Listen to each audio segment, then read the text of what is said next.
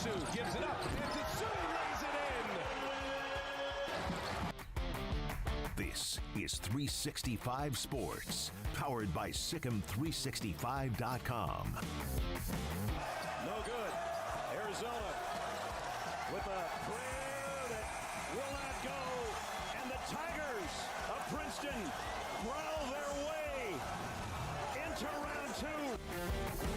365 Sports is presented by IdealMRI.com. High-quality MRIs for $497 or less. IdealMRI.com. Your health is important, so is your budget. Noel. He sizes up Shigwe. Got him! A 3! 365 Sports is also brought to you by Texas Farm Bureau Insurance, protecting Texans since 1952. Clark in a straight jack. Oh, he didn't even do that! He threw it away! Ping, Padis! Have you subscribed to our YouTube channel? Search 365 Sports on YouTube. Brought to you by TFNB, your bank for life. The lob, and that will do it. Do you believe it? For just the second time ever, a 16 beats a 1. Now here's David Smoak, Paul Catalina, and Craig Smoak. And good afternoon on this Wednesday. The warm temperatures flying through the state of Texas. What a beautiful day it has been. And we hope to give you 3 hours of what you want, which is information, college athletics, college football, even a little World Baseball Classic, and maybe a little truth serum from Rick Pitino, the new head coach, of course, at St. John's. But a lot to get to. We're going to hear a comment from Dave Aranda, Baylor football coach, on what he feels like he did wrong last year and learned from it. He'll also, in a comment that we'll have on quarterback Sawyer Robertson, who's the transfer from Mississippi State. Baylor had media yesterday. Craig was there. Jack was there. I was able to get by there just a little bit later on, but we'll have some of that today. But let's start with this. John Wilner of the Wilner Hotline, who covers the Pac-12, and he does an incredible job with the Pac-12 coverage, saying that the Pac-12 board meeting, what we had been told might be yesterday, was not, met this morning, told presidents received a positive update, and the process will continue. Next board meeting is the second week of April. Key point, the situation could be resolved prior to that point or after. Scheduled meetings are not the only avenue for voting/approvals. And then one more comment. The only thing I know for certain, I have been told by multiple sources for weeks, is the negotiations with Apple and Amazon take much longer than that with ESPN because they don't have contractual templates for college football deals, so every step goes back to the lawyers for review. Jason Scheer, who does a great job covering Arizona and the Pac-12 too, he asked John a question on Twitter, and I've seen them do this, and they're both reasonable with it. In terms of negotiations, that would infer presidents have the numbers, correct? And John responded, I'm sure Kliavkoff has seen initial numbers at least. Honestly, I don't know what has been shared with full board or executive committee and whether all parties have submitted final bids, whether there's a range based on tiers being mixed, matched, etc. These deals are really complicated. We'll get to more of the comments from Jason Scheer, even Bob Thompson with a comment too. Yeah, that's it's all very interesting of where the Pac-12 is headed. And look, if ESPN is out, and we already knew that Fox is probably out, and again they're out until they're not, right? I mean, until there's a reason for them to come back in. But this got a little bit more. Like in one way it's simplified, another way it's even more complicated. But the fact that it's going to be mostly streaming and then some linear partner is going to come in after they make that deal really is interesting to me. And just the road continues to wind here on this Pac-12 TV deal, which makes you wonder if you were one of the presidents and be like, man, how do these other networks or these other conferences just go straight down the road? It's like they, got on the highway to TV deal and they drove until their exit and got off. That's not what's been going on for the Pac-12. Yeah, I mean, it's interesting to hear an update and just see where they are. I think there was a lot of expectation because, there had been kind of a loose date put on, Tuesday as being a meeting day and potentially that being a news day as well. But we didn't hear anything about possible expansion, and we obviously didn't hear anything about the TV deal. But, a day later we do get that update, and John Wilner's right on the pulse, and so sounds like there's still a lot to unpack. Just makes me wonder why you would kind of refer to things being close, but maybe they are. Maybe it's next week things are done. I don't know. Like, none of us clearly really know, but this does seem like it's going to take a bit longer than initially expected, or even in the most recent updates people started to expect. But, hey, they're still negotiating, and, we'll see what that looks like on the other end. I do think it's interesting from the standpoint of, again, I've tried to drop little comments in here, just making it less about the Big 12 versus the Pac-12 and more about just the story itself. And I think in this streaming age that we are entering or in the midst of, to see a group have to go this route where they're doing something that is non-traditional and they're not negotiating with just ESPN and Fox and going that route where everything's kind of already laid out pretty clearly. All you have to really, I think, quibble over is probably just the money figures, right? Because you sort of know the deal on what the channels are and what amount of games you're going to be allotted and that type of thing. Whereas with this, not knowing really what they're discussing, like, is this a Friday night game of the week on Amazon? Is this, 2 games a week on Apple? Like, how does this sort of work? And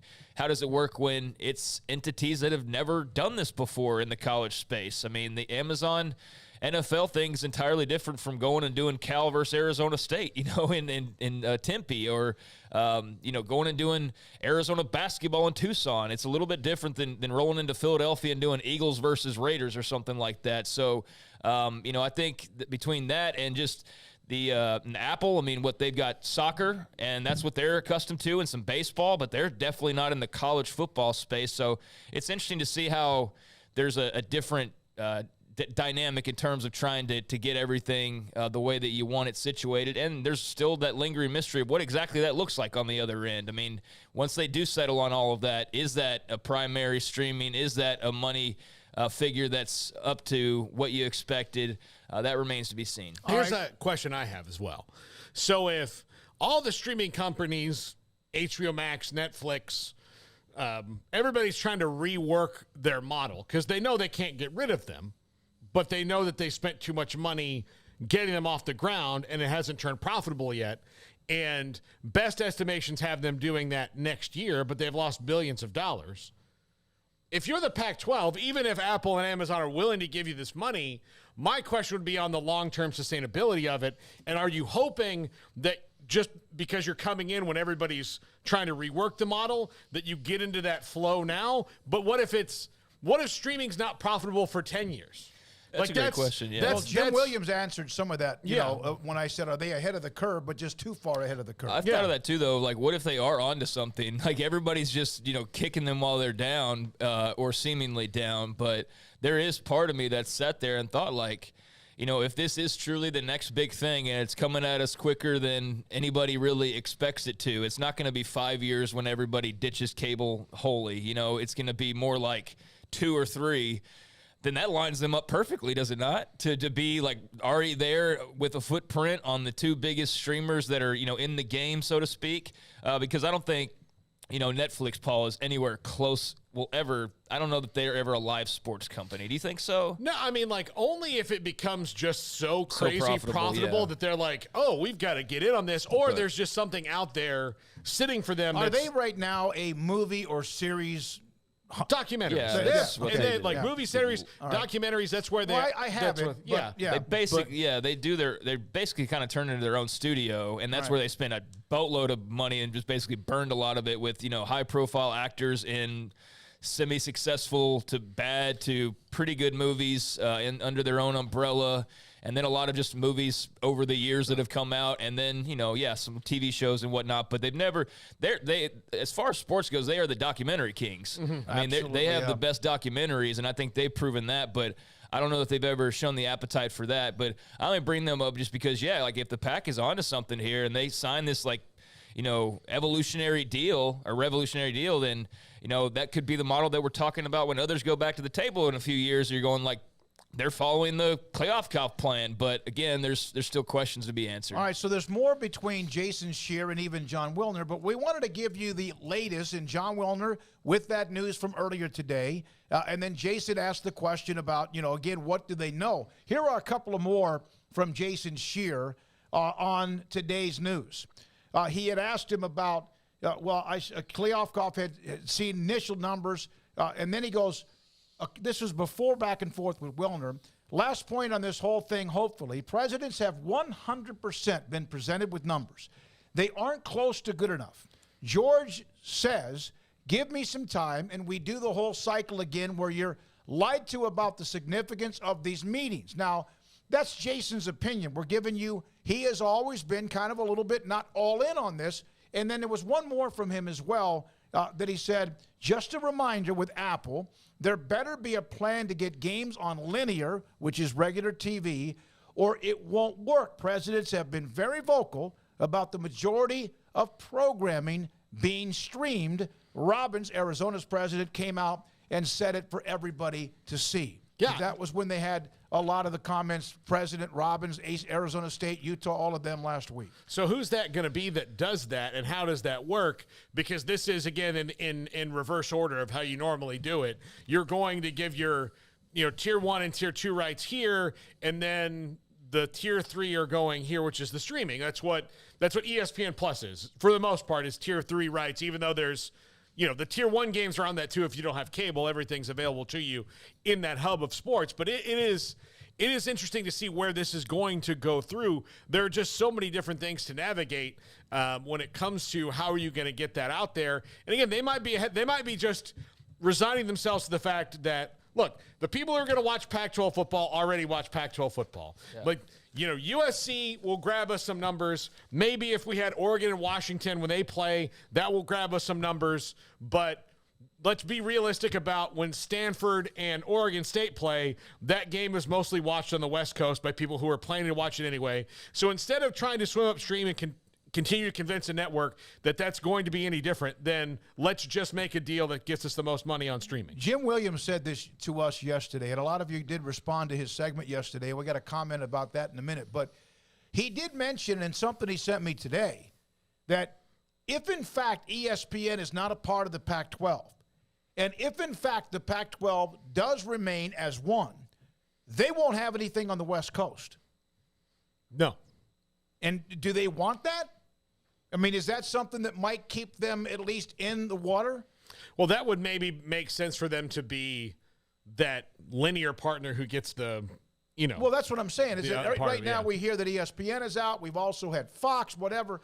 But if ESPN, with who they do have, doesn't have any piece of the Pac-12, isn't it safe to say that they would want some sort of visibility as far as college football, which is the second most popular sport behind the NFL as far as television dollars or television numbers? Would they not want to have something on the West Coast? And for them, would it be better for them, I don't know, better, that if in fact something does happen and people were to slowly jump off, then that might give them the West Coast if something was attached to the Big 12?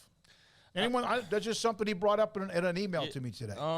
Yeah, I mean, I think, of course, they I don't know. There's just a lot of just speculation, and I know we've been a part of that too. But, I think in terms of that, of course they would like that. But, I don't know if that is it simply a money thing or not, because I think you could say the same thing about the Pac-12. Do they not want to be on cable TV on Friday night? If they could be, like the ESPN game all to their lonesome, I think that's kind of been pointed to as the crown jewel of the conference, right? Is the ability to have the different time zone and have that late night spot to yourself. So, I would imagine that's enticing for both, but whether that's something that, monetarily they see eye to eye on, I don't know about that part of it. But I would imagine that's probably part of the negotiations. It would make sense. And it's worked well for both before, so yeah. Apple, of course, has the deal with MLS, but they also have, is the right terminology, subleased it? They have baseball, but they also have subleased some of the MLS games, 15 of those, to be broadcast on Fox. All right, so here's Bob Thompson. We've had Bob on many times in the last year. He was responding to the John Wilner tweet that John was updating everybody on kind of where they were and also responding to Jason's question. Having dollars and having a deal are two widely separate things. Case in point, the Apple TV Plus NFL Sunday ticket negotiation. The price portion was basically done, but terms couldn't be resolved. Deal cratered. Deals do die over terms. Look, the Apple TV NFL Sunday ticket deal, as it was described, and would have been, look, it would have been a boon for Apple TV, and it would have been the NFL would have just gotten a big, like, you know, Apple would have just opened up their vault and been like, you guys get to be in here for an hour. Everything you can tie down. Like, come on and get it. And it was going to be huge for both sides, except for the fact that there was all these little complex distributor deals that are in contracts with the teams and in the league that Apple, you know, wasn't going to budge on, because what they wanted was Apple TV Plus to be the home for every single DirecTV game, and they were not going to change their price point other than normal fluctuations in the market for people to do it. So if Apple TV Plus cost $9.99 a month, it was going to cost $9.99 a month with the NFL, because Apple can afford it, because they have an overall valuation that's just like the GDP of like 50 small countries together. I mean, they're just so wealthy.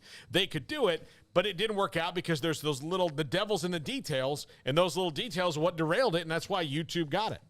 Yeah, speaking of details, I don't know if you mentioned or not, but John Canzano did say just a little while ago that Fox is a part of it still. Okay. Well, that's okay. No, because and we were told, and I don't know if it was Bob Williams who said this, or possibly, I don't know if it was Jim Williams, but that even though someone's out, might even been around in Marshawn, that even though someone's not in it doesn't mean they can't get back in it. Sure. And that's why, in fact, I think that when the ESPN getting out of the negotiations, or at least that seems to be the case, that if you report that and you put it up at 10 o'clock that night, by 9 o'clock tomorrow morning, you could be old. That could be completely, when you're talking about these kind of deals, or at least those who might still be interested. Yeah, I just wanted to make sure that we added that in there, because that was something else that was thrown out there, and obviously is notable, because, yeah, if you do go the route of, oh, no, they're clearly not involved, well, that doesn't tell or paint the whole picture. So, yeah, there's maybe more parties at the table than reported to be or thought to be, and obviously that could drag things out as well. So, yeah, that continues on, and the figuring out of how all that's going to work continues on. And, you know, I think nobody's more ready for that to get done than the folks at the Pac-12. So we'll see how that goes. But I think I guess they took back the narrative last week with some of their comments, but to the point where now there's like an expectation this week, just a few days later. So maybe that backfired slightly, just in that, yeah, you steadied the ship and put out the vote of confidence, but you also like created expectations for people. And one thing you don't do is like tell somebody on social media, like, oh yeah, like Tuesday something's gonna happen, and they're gonna be sitting there waiting with popcorn, and that's what I think a lot of people were doing yesterday. But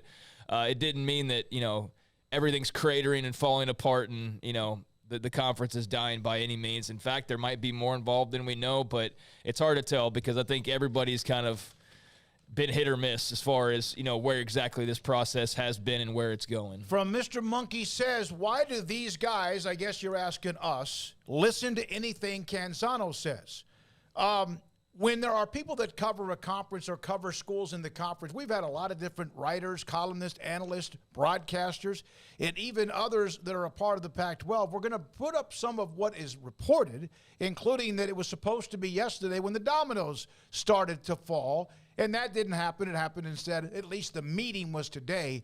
We're going to put up some of the notes of what is reported, just like some put up what we say, audio clips or whatever else. That's fine. Doesn't mean they have to agree with us. Doesn't mean we have to agree with anybody of which who is reporting. But we have had John Wilner on the show along with Jason Scheer and others. But there's, you know, when somebody says this is the day the dominoes or could start to fall, that was important last week. It didn't happen. Maybe that was the beginning of the process sometime today. Now, yesterday we had Jim Williams, Forbes column. This was one of the tweets that was sent to us earlier today that included all of us from Dusty. Jim Williams was about the best guest you've had on for this conference stuff. You have a lot of really good ones, but that segment was awesome. Just wanted to pass that on. We did get a lot of that feedback today. I even had a couple of direct messages, and even a station in Salt Lake City asked if I could get Jim Williams to get in touch with them, vice versa, and I did. Well, what was really interesting about Jim, this is just from my perspective, this is a dude who saw cable sports back at the beginning. He was there at the beginning when it was, hey, we're going to do an all-sports cable channel. Okay, we're going to do these regional, segments of these all-sports cable channels because you can only house so much on the one ESPN that's there. And all these things started to proliferate, and now it's just gone through so many different permutations of what it is. So he's essentially been there from the beginning. Like, he's seen it all, of all of that, of how things are changing. So his insight on it, to me, is pretty amazing, and it's pretty unique because there's not a lot of people who would stay in that long, right, and see all those things change and then before they bail, because it's really a crazy business. Yeah, I can only imagine what it's like to be, Jim or Bob Thompson or some of the others, Patrick Crakes, those types of folks that we've had on the show that have given us some insight into the behind-the-scenes workings, because, there's a lot of people that are experts on everything, and those guys actually are experts in many ways on the subject. They're not just randos and just speaking on something they don't really know that much about. Like, they've been in the business, they've been in the meeting rooms and cutting deals and doing those types of things, looking over the numbers and figuring out the trends and all of that. So it's always good to get that kind of insight, and I thought Jim was really knowledgeable, and it was cool to not just talk to him about purely this, but to talk about like this, but from the standpoint of just the overall picture of college athletics, because that's where I've always found the story the most interesting, is like the domino effect, not that it has on necessarily a conference, but that it has on everyone moving forward to some extent, because either way it goes, that's a story. Whether it stands together and they make this amount of money, that's a story because it sheds light on what the future looks like. If they do that and they add teams, that's a story. If they do that and they don't add teams, that's a story. If it doesn't work, that's an even bigger story. And that obviously has another tidal wave effect on everything else. So, yeah, to kind of get his bigger picture thoughts on just, the cable versus streaming argument when it comes to live sports, and, what do these things look like behind the scenes? Why does it not happen as quickly as we would like it to? What is the thought process? I found that very enlightening. So, yeah, I enjoyed that, and I'm glad some other people did as well. All right, so let's get to one more thing, and this is, and we will get to the World Baseball Classic, among other things, and what an amazing finish to what has been an incredible tournament. Dave Aranda yesterday met with the media for the first time as Baylor has opened up their spring drills. When they were in 2020, they were, 2-7, had a terrible year. A lot of people did, even some pretty good programs did, and Baylor is coming off that Sugar Bowl appearance, but they were a mess in many ways. He made changes. They bounced back, went 12-2, won the Big 12, and won the Sugar Bowl against Ole Miss. And then last year, of course, expectations were sky high again, despite losing a lot of players, and they just... something seemed to always be missing, despite some nice wins at Oklahoma or in Lubbock against Texas Tech. It was something didn't work.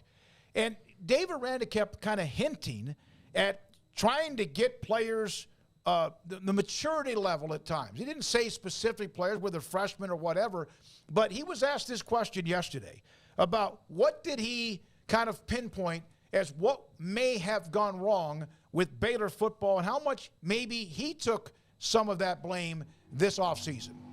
Yeah, I think I probably was too lenient with guys, and I think I probably tried to help too many guys that I think probably needed, maybe a tougher version of me. I probably gave too many guys chances that were probably taking advantage of me or those chances. And I think, I go back to those times, though. It's like, you're trying to, I don't know, man. I struggle sometimes. It's like, I don't know if all the wins from the previous year kind of just makes you think that you can fix all the stuff. I hope that's not the case. I don't know if that is, though. But, I think when I go back to it, you're locked in, and it's like, dude, I'm trying to help this person. And I'm trying, he's got to get over this or get over this hump or do this or do that. And I think in the midst of that, in the helping of him, the so-called, I guess, helping of him, I think there's the hurting of the team. And, he's a breath of fresh air. Now, he needs to win. Obviously, Baylor needs to get back to the winning ways and be more than just barely getting into a bowl game. But is that not refreshing to see a coach admit the way he did? And the word, I was too lenient, and in the end, because of me trying to help him, it hurt the team. So we may see a little bit more of an edge to a guy that normally is just, like this. Yeah, I don't know if we'll see that. Like outwardly or publicly, yeah. I think the team will see that. I do think that you do find when you are thrust into leadership positions, you cannot coach or lead every single person the same way. You have to – the best leaders are the ones who can talk to everybody. They're the ones who can, if you're going through something, then they can make you feel like they're going through it too. Or if you need to, get a foot in your ass, then that's what you get. I mean, that's kind of how it goes. Like they figure that out. I think one of the best at that, and people maybe not give him credit for this because he's such a gruff exterior, but was Bill Parcells. If you talk to players that played for Bill Parcells, outwardly to everybody, when the whole team is together, all 53 people, he is the one way. But, there were some guys that, they come into his office and he would be like, here's what I need from you. And it was a nice, gentle talk about motivation. And then some guys, they'd come to the office and it was a good old Bill Parcells dressing down because different people respond to things different ways. And he clearly is getting a handle on that. Yeah, I really enjoyed hearing him say that. I think that everyone wondered what the problems were last year outside of just talent. And, talent leaving for the NFL draft is going to leave somewhat of a void for you, but not to the extent the way that they played and executed last year. Like, that wasn't, to me, mostly a talent issue. That was a little bit of a talent issue, but that was more of an effort issue. That was more of a mindset issue. That was more of a focus and attitude issue. And that's what was so puzzling, is that you had seen like the premier example of that at its best the year prior. And so that's where that void really came from. It wasn't that Jalen Petrie wasn't rushing the quarterback. It's that Jalen Petrie wasn't sitting there telling guys to shut the blank up and get to work. And I think that's what they really missed out on. And the guys that were supposed to do that were probably the guys that were taking full advantage of Aranda's feelings and emotions and, back home it's tough, like using that. And I think he alludes to that. And so that answered the question that I think everybody's been wondering of, like, what went wrong last year? Okay, we know part of it was chemistry with the coaching staff. That's why Ron Roberts is no longer here. That's why Ronnie Wheat was out the door.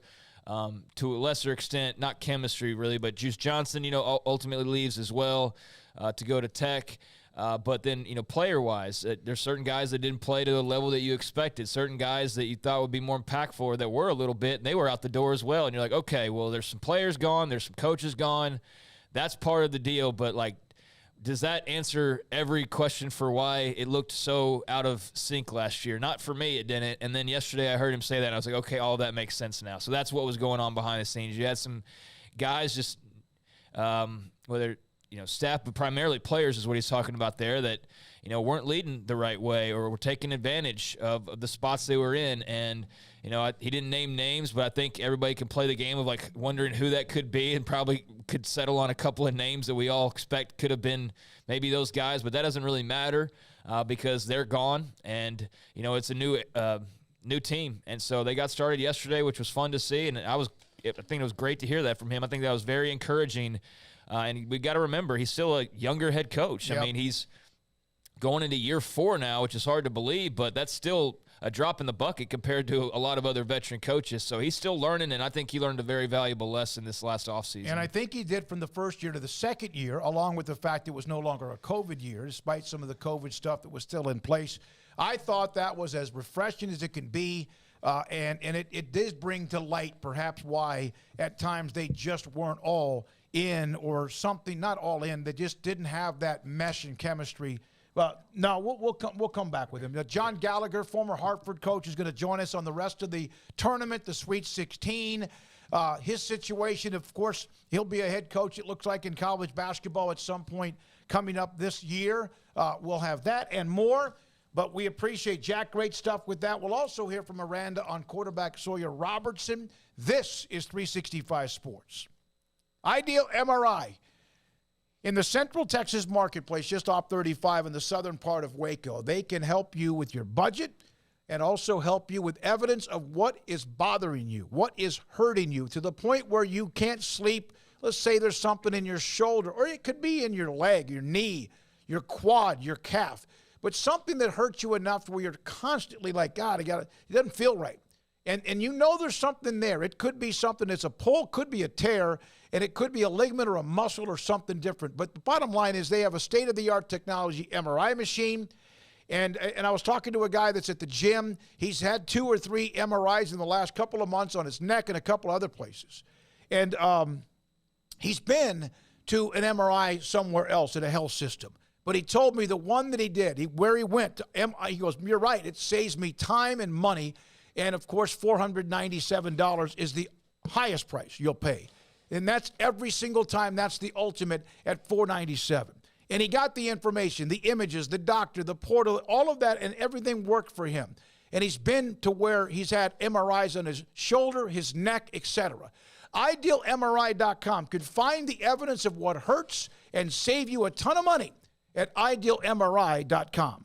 Just as teams are celebrating on the courts, your mountaintop experience begins during the Jeep Celebration event at Allen Samuels in Waco. Get a 2023 Jeep Grand Cherokee Laredo with total values up to $5,500 on second and third row options, or a 2023 Jeep Gladiator Sport with up to $5,000 in total values. And if we don't have exactly what you want, we can help you build the new custom Jeep of your dreams. It's the Jeep Celebration event at Allen Samuels in Waco. Do you or your kids get nervous about going to the dentist? Stonewood Dental, Dr. Steve Childress, he can help. I've spent a career taking care of patients who as children had bad experiences, and now they're adults that hate going to the dentist. If I get a kid at 3 years old and they come every 6 months and it's a happy experience, it's normal for them. Now they have an accident at 6 or 7 or 8 at school. Now they have a broken tooth or a trauma, and they have to come here. They're used to lights, they're used to water in their mouth, they're used to experience, they already trust us. It's amazing what we can do with that kid without it being a negative thing. But if I see a 6 or 7 or 8 year old that's never been to the dentist, and now they have a trauma or an unfortunate unexpected toothache, it's harder to do that for that kid and it not be somewhat of a negative experience. So bottom line is I try to teach kids and adults and teenagers and everybody the way I'd want my family treated, which is where it's a necessary part of life. You just take care of it. It doesn't have to be that big a deal. Learn more, stonewood-dental.com. Baylor Scott & White Southwest Sports Medicine and Orthopedics, the team physicians for Baylor Athletics, diagnosing and treating all sports-related injuries, including concussions. These specialists also provide orthopedic services for athletes and non-athletes alike, whether it's knee or shoulder pain, a wrist injury, orthopedic spine care, and even an arthritis and total joint clinic. Trust the doctors Baylor Athletics trust. Baylor Scott & White Southwest Sports Medicine and Orthopedics wants to get you back in the game.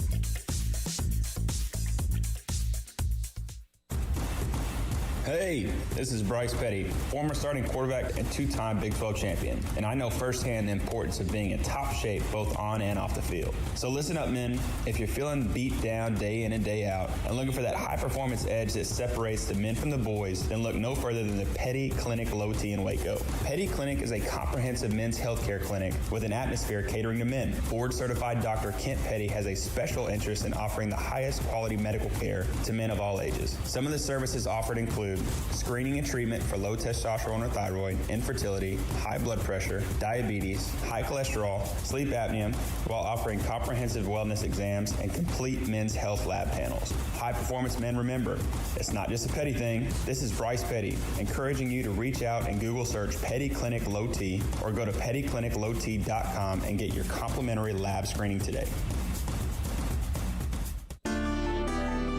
It takes time to reach goals. It's a truth that applies to more than sports. It goes for your financial goals as well. You work hard for your money, and you deserve an investment strategy that lines up with your game plan. And Chuck Verno, your Edward Jones financial advisor, can help. If financial investments aren't putting forth the effort you desire, stop by today for a financial review. Chuck Verno, 720 North 64th Street in Waco, 254-732-1161. Edward Jones, member SIPC.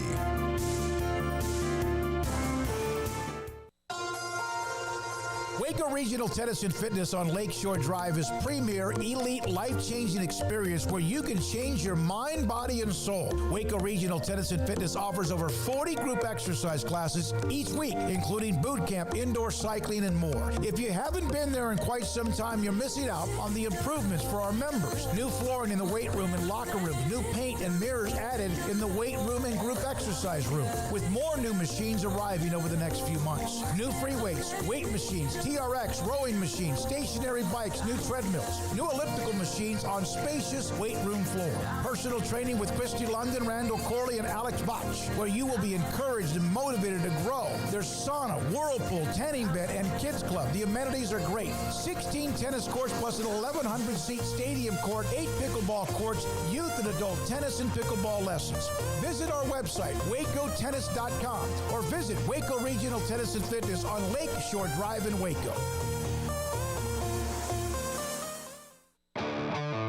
This is 365 Sports. The 3 o'clock hour is sponsored by Waco Custom Marketplace. Meats, sweets, Texas treats, and a cut above the rest. 425 Lake Air Drive, Waco. He is one of our favorites in the history of ever. John Gallagher, former Hartford men's basketball coach, joined us. He helped us get Mike Martin, the Brown University coach, yesterday.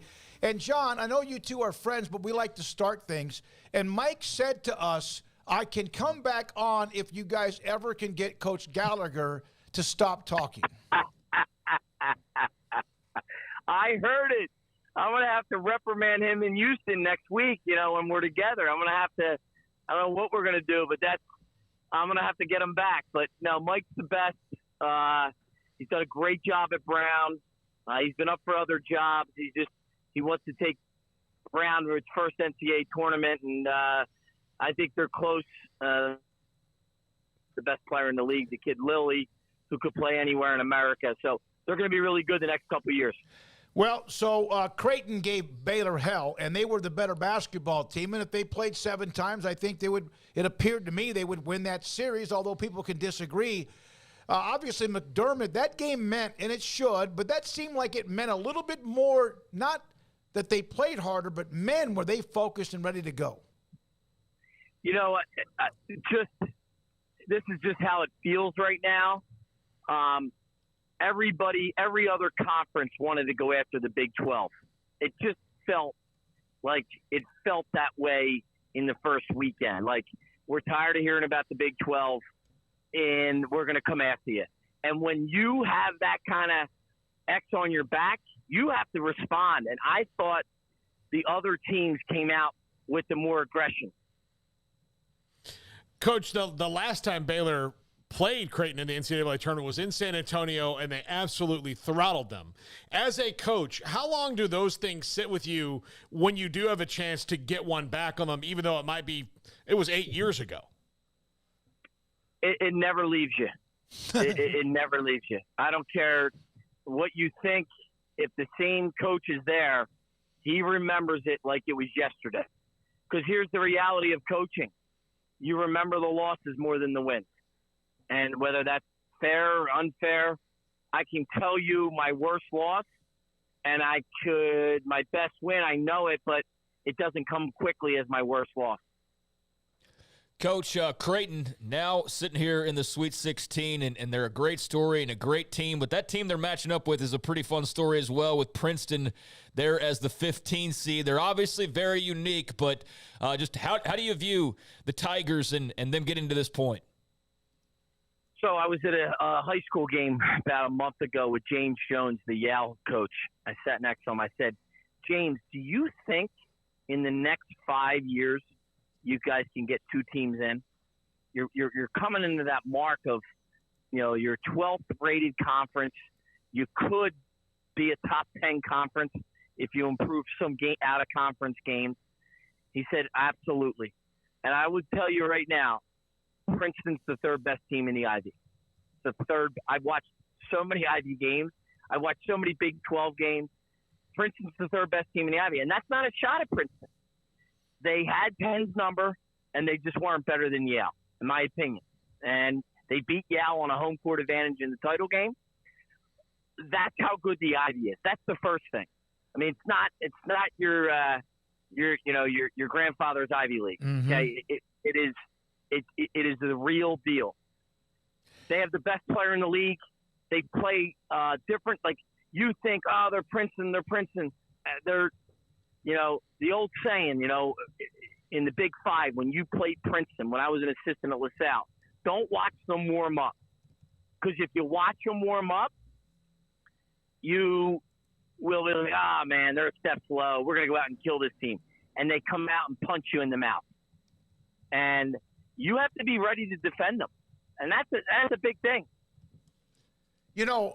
When Mike even said that yesterday, Coach Martin said that yesterday, that this isn't, like you said, your grandfather's Ivy League. Because normally, and I could have misread Princeton a little bit, if they ever got the lead in the ball, game could be over. But, I mean, some of these teams have changed their pace, their style of play.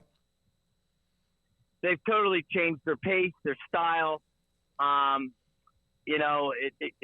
This game is really evolving. So what you're seeing nowadays in these first couple rounds, and I'm telling you, that's why FDU, UM, when you can go 5 out and you can bring their two bigs away, and then you can scramble on defense, and then you get them tight. I've said this for 5 years now. The high major teams that don't have a zone, you're gonna see more 16 and 15 wins, because you have to play zone when you're going to play your two bigs out there, and no one's doing it because no one's caught the book yet. You got to read the book. Yeah, everyone reading the book means you got to evolve. Coach, Texas, fought went over Penn State, really kind of rolled over Colgate. They're a 2 seed, so it shouldn't be surprising. But given their history in the tournament recently, I think maybe me and like a lot of people we'll see what happens when they get there. But this feels to me like a team that could win this, because it also feels to me like they're all 31 years old. They're just so veteran. How scary is a team like that to play that won't get shaken in the moment? I'm shocked they haven't given the guy the job yet. I'm shocked. Maybe they're waiting for Final Four weekend. I don't know. But he's the coach of the year in my mind. I said it last week. He's got them ready. They look old, as you said. And they look like they have such a great poise about them. And when you throw a punch, they don't get like shook. To me, they're really separating themselves, and I'm fascinated to watch them this week. With Xavier up next for them, that's a nice little 2-3 seed there. And then, on the other side, you got Houston and Miami, so I guess the only upset was there, Miami over Indiana. But as far as the Musketeers go, how do you think that presents a challenge for the Longhorns? Well, they have a tremendous pace to them. They know when to run, when not to run. They're not going to let the game get away from their pace. And then they're going to take their shot when you make a mistake. They're tremendous, as I would like. They're going to jab you, and then they're going to go for 2 uppercuts in a row. You have to be ready for it. It's a tremendous matchup. Sean Miller has done an unbelievable job with this group, and they're really tough. They're really tough. So this is going to be a great matchup. At the end, I think Texas is better. I think Texas can score. I think Texas is anytime you make them extend their defense, Xavier, I think it opens holes up, and you're going to have to extend your defense against Texas. How much has Disu added to the mix. He's obviously on a tremendous run. It started back when they actually lost a game to Baylor, which was not that long ago, where he was averaging like 6 points a game. He had 28 in their win, and they needed all of it against Penn State. And, I mean, this is a guy that's kind of, Carr and the guards and all, but he kind of like has taken this team on his back. Well, he looks – when I watched the game the other day, he just looks like a guy that, look, we're meant to be here. You ever meet somebody who's like, all right, he's meant to be in the room? Mm-hmm. That guy's meant to take over the game. When you get on a roll with one of those players, ride it, because they can take you to the promised land. Okay, and he looks to me when I watch them, he's the difference maker in all these games. The ages, Paul brought up Texas as a team that seemed like they're all 31. They've been around. Baylor's national championship team had some age to them, of course, with players who had been around a long time. Is the transfer portal now allowing teams to get older, or is there another reason for that? And that's also helping the mid-majors who have good basketball programs, maybe even better in the tournament. I think it works on both ends. You know, I'm interviewing for these mid-major jobs now, and and everybody wants their thought on it. I think, look, you got to get your senior in high school to keep your culture and your neighborhood together, as I like to call it. But you have to bring in guys that are older, that are seasoned, as I like to call it. They have scars on them. See, if you have scars on you, you could take it. You've been through it, and you need it. You need to have scars on you to win in March. You have to, and that goes for coaching too. You got to have bad losses, and you got to be able to get up, and you have to be able, as I call it, lie down with pain.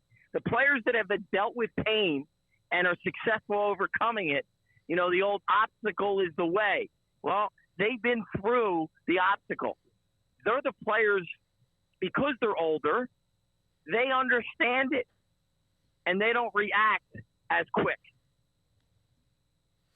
You know, you say that, and I think of, just off the top of my head, the last three national championship coaches, Bill Self, Scott Drew, and Tony Bennett, have all had crippling, awful losses early in the tournament that, like, formed them down the line, you know, in their successes. You know, I can think of just two that I was at with Baylor that were just mind-blowing how they lost them, but then they came through that on the other side. Now nothing scares them, really.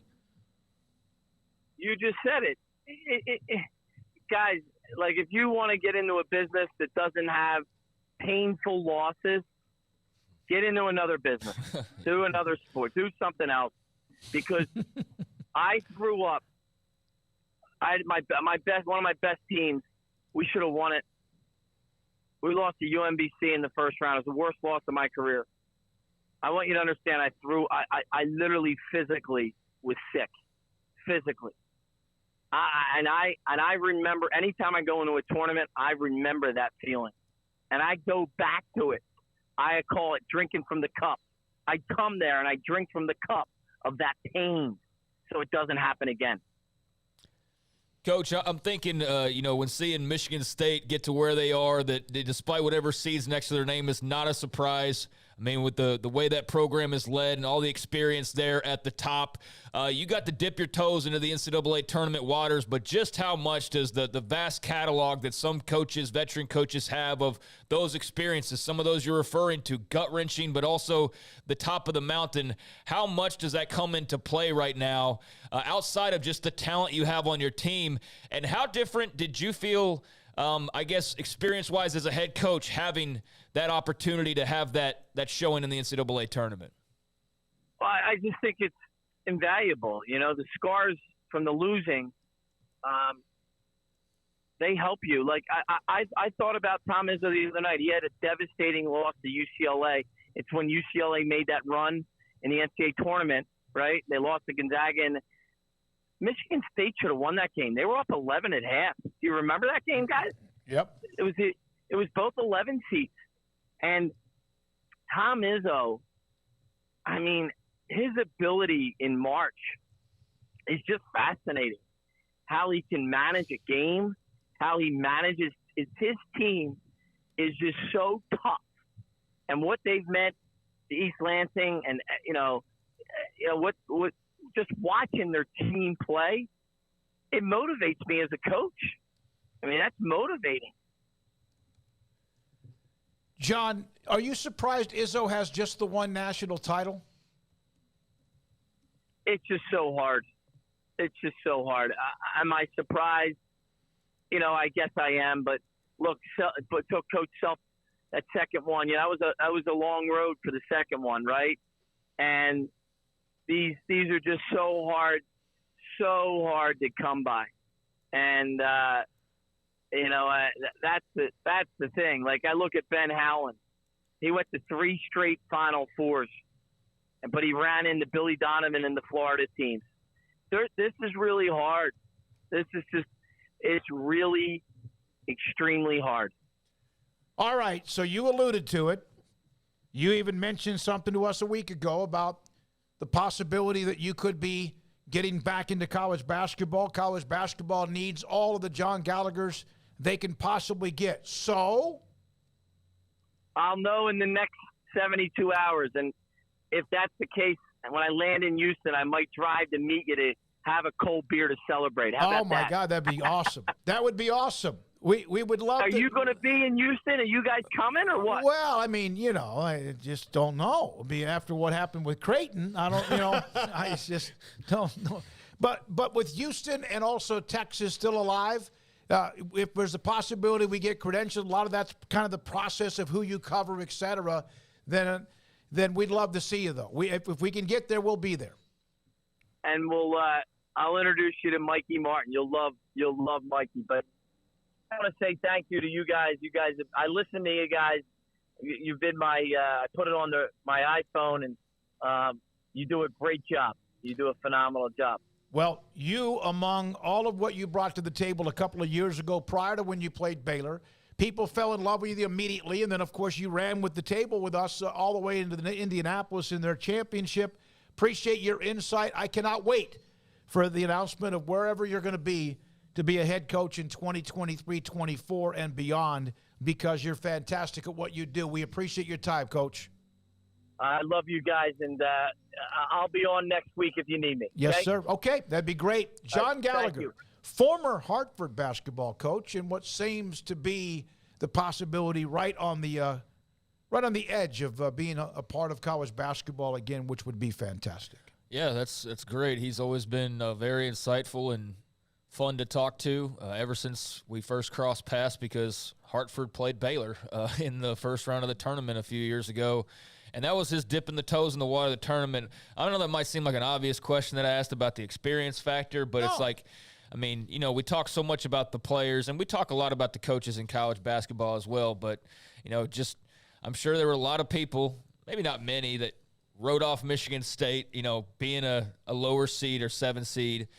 But here they are in the Sweet 16, just like, boom, just like that. No, Zach Burke must be happy. See, he's still a big Michigan State fan at this point. Oh yeah. I do need to call him and say, listen, buddy, our guy Jerome Tang is going to get all my. I'm sorry. Oh yeah, he's going to get all of our love. Yeah.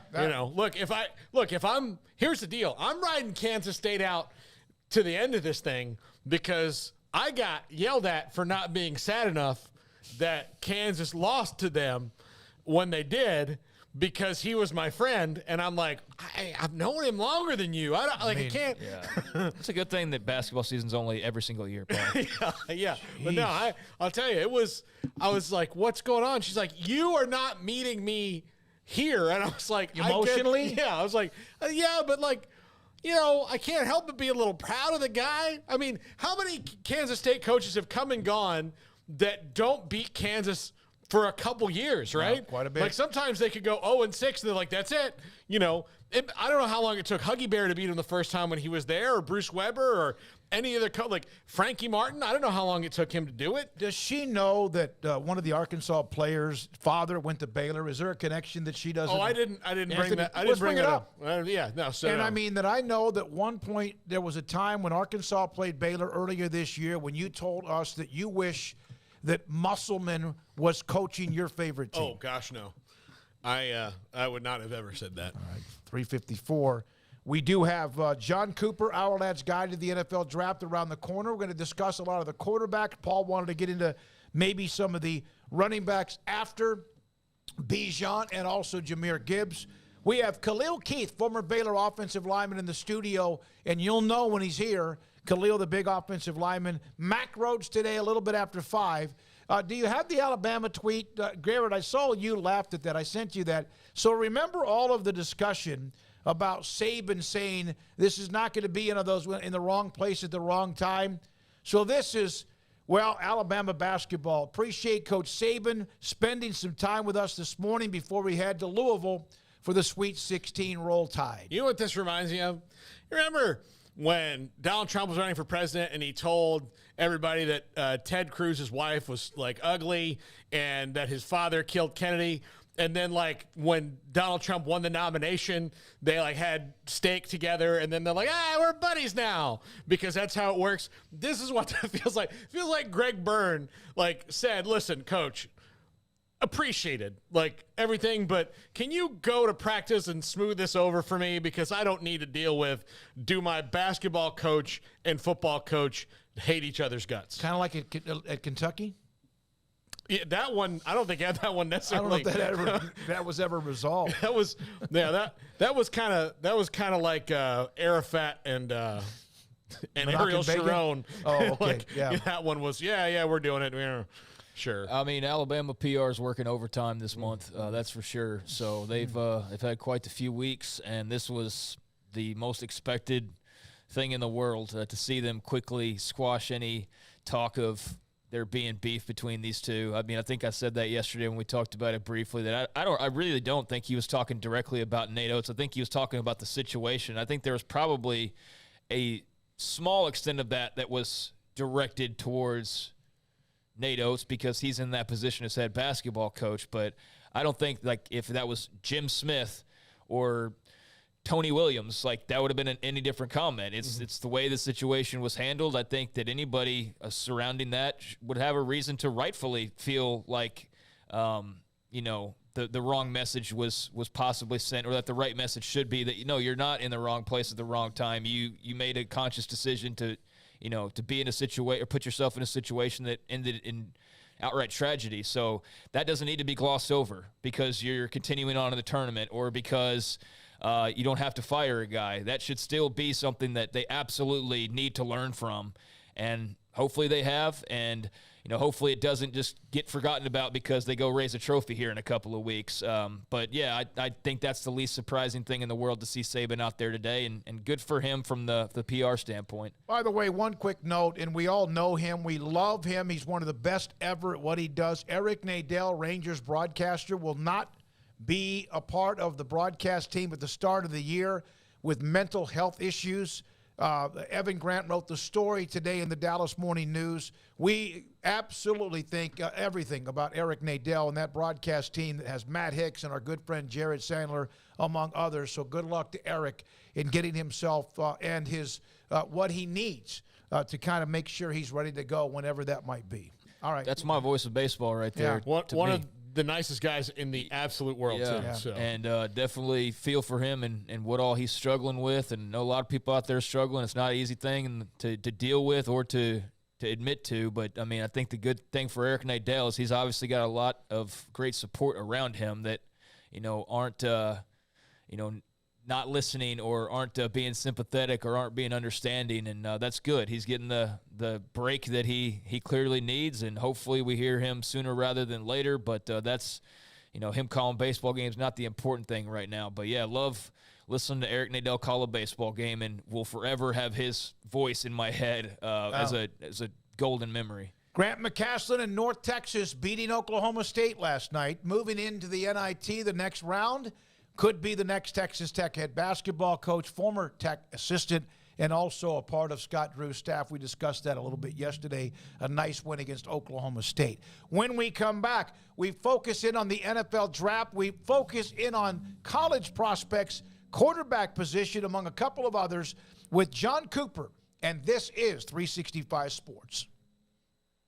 Richard Carr, Buick GMC Cadillac, they are the people that you can count on. They are the people that I've gone to a couple different times over the last couple years, driving back and forth to Dallas. Got into one situation where there was a guy, had a little bit too much road rage, decided to run right into my vehicle.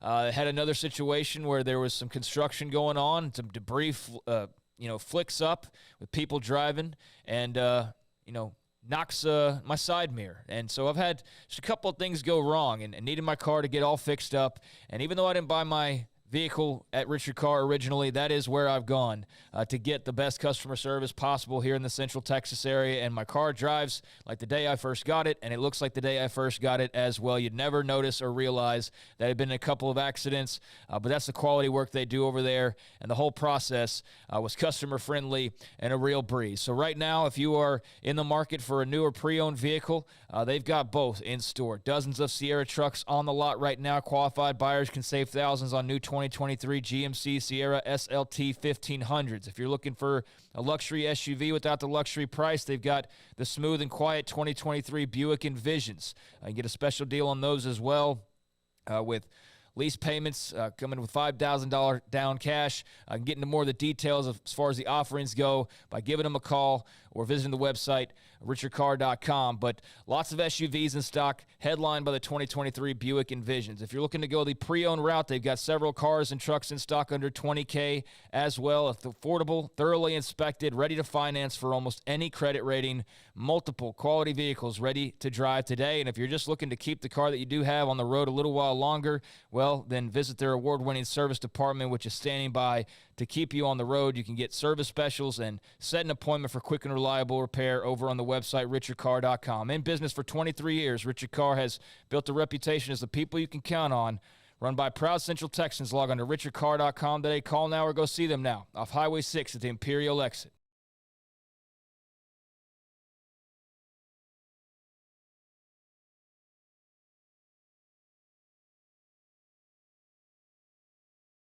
This is the soundtrack of life at Baylor. There's a spark in your heart and a fire that's in your eyes. If you're ready to take a big step toward a bright future, tap the banner below to check out the music video for a glimpse of life at Baylor University, where lights shine bright. Stepping into a new pair of boots is great, but stepping into the boots of a U.S. Army officer can also add confidence and leadership skills to your son or daughter's career path. There are more than 150 occupational specialties to help them find the best fit for their future. See all the things your son or daughter can achieve in our boots at GoArmy.com. U.S. Army Waco Recruiting Company, 254-598-8131 or 254-776-1543. Let Camille Johnson Realtors guide you seamlessly through the process of buying your dream home or selling your current one. Commercial, farm and ranch, or residential, Camille Johnson Realtors can smoothly and successfully lead you through any transaction. With a team of 28 experienced agents who are excited about serving you, Camille Johnson Realtors services the entire greater Waco area. If you're in the market to buy or sell, contact Camille Johnson Realtors, 104 Midway Center in Woodway, or find them online at www.camillejohnson.com. Camille Johnson Realtors, elegant, charming, warm. Welcome home. Pizza, burgers, and Bears football. There's no place around Waco that serves them all other than Bubba's 33. Come show your green and gold and enjoy some of Waco's best food and beverages while watching your favorite team, the Bears. When real Bears fans get hungry, Bubba's 33 is the #1 spot for ice-cold drinks, hand-stretched, stone-baked pizzas, and bacon-infused burgers. Join us for indoor or patio dining. Bubba's 33, Waco's restaurant and proud supporter of Baylor Bears football. Sick 'em, Bears. At Ideal MRI, we feel blessed to be a part of the Waco community. We're a small family business right here in Central Texas, and our goal is to bring down the cost of healthcare while maintaining high quality. At times like this, the cost of healthcare has never been more important, and unfortunately, significant illnesses and injuries still occur. That's why Ideal MRI is open and here to serve you through the difficult time. We offer premium MRIs just like a hospital with state-of-the-art technology and specialists, but you'll pay less.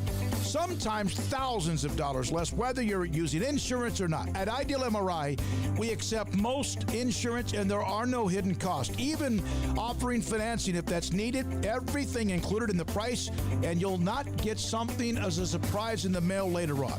If you need an MRI, ask your doctor about Ideal MRI. They'll know.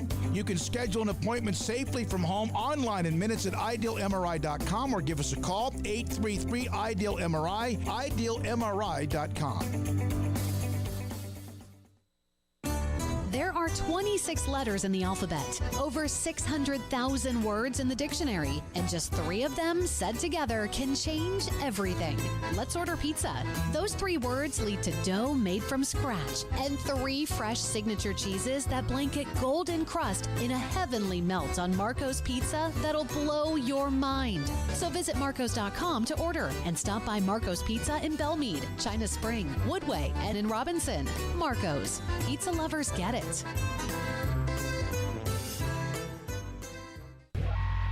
This is 365 Sports. Text us at 254-339-1122.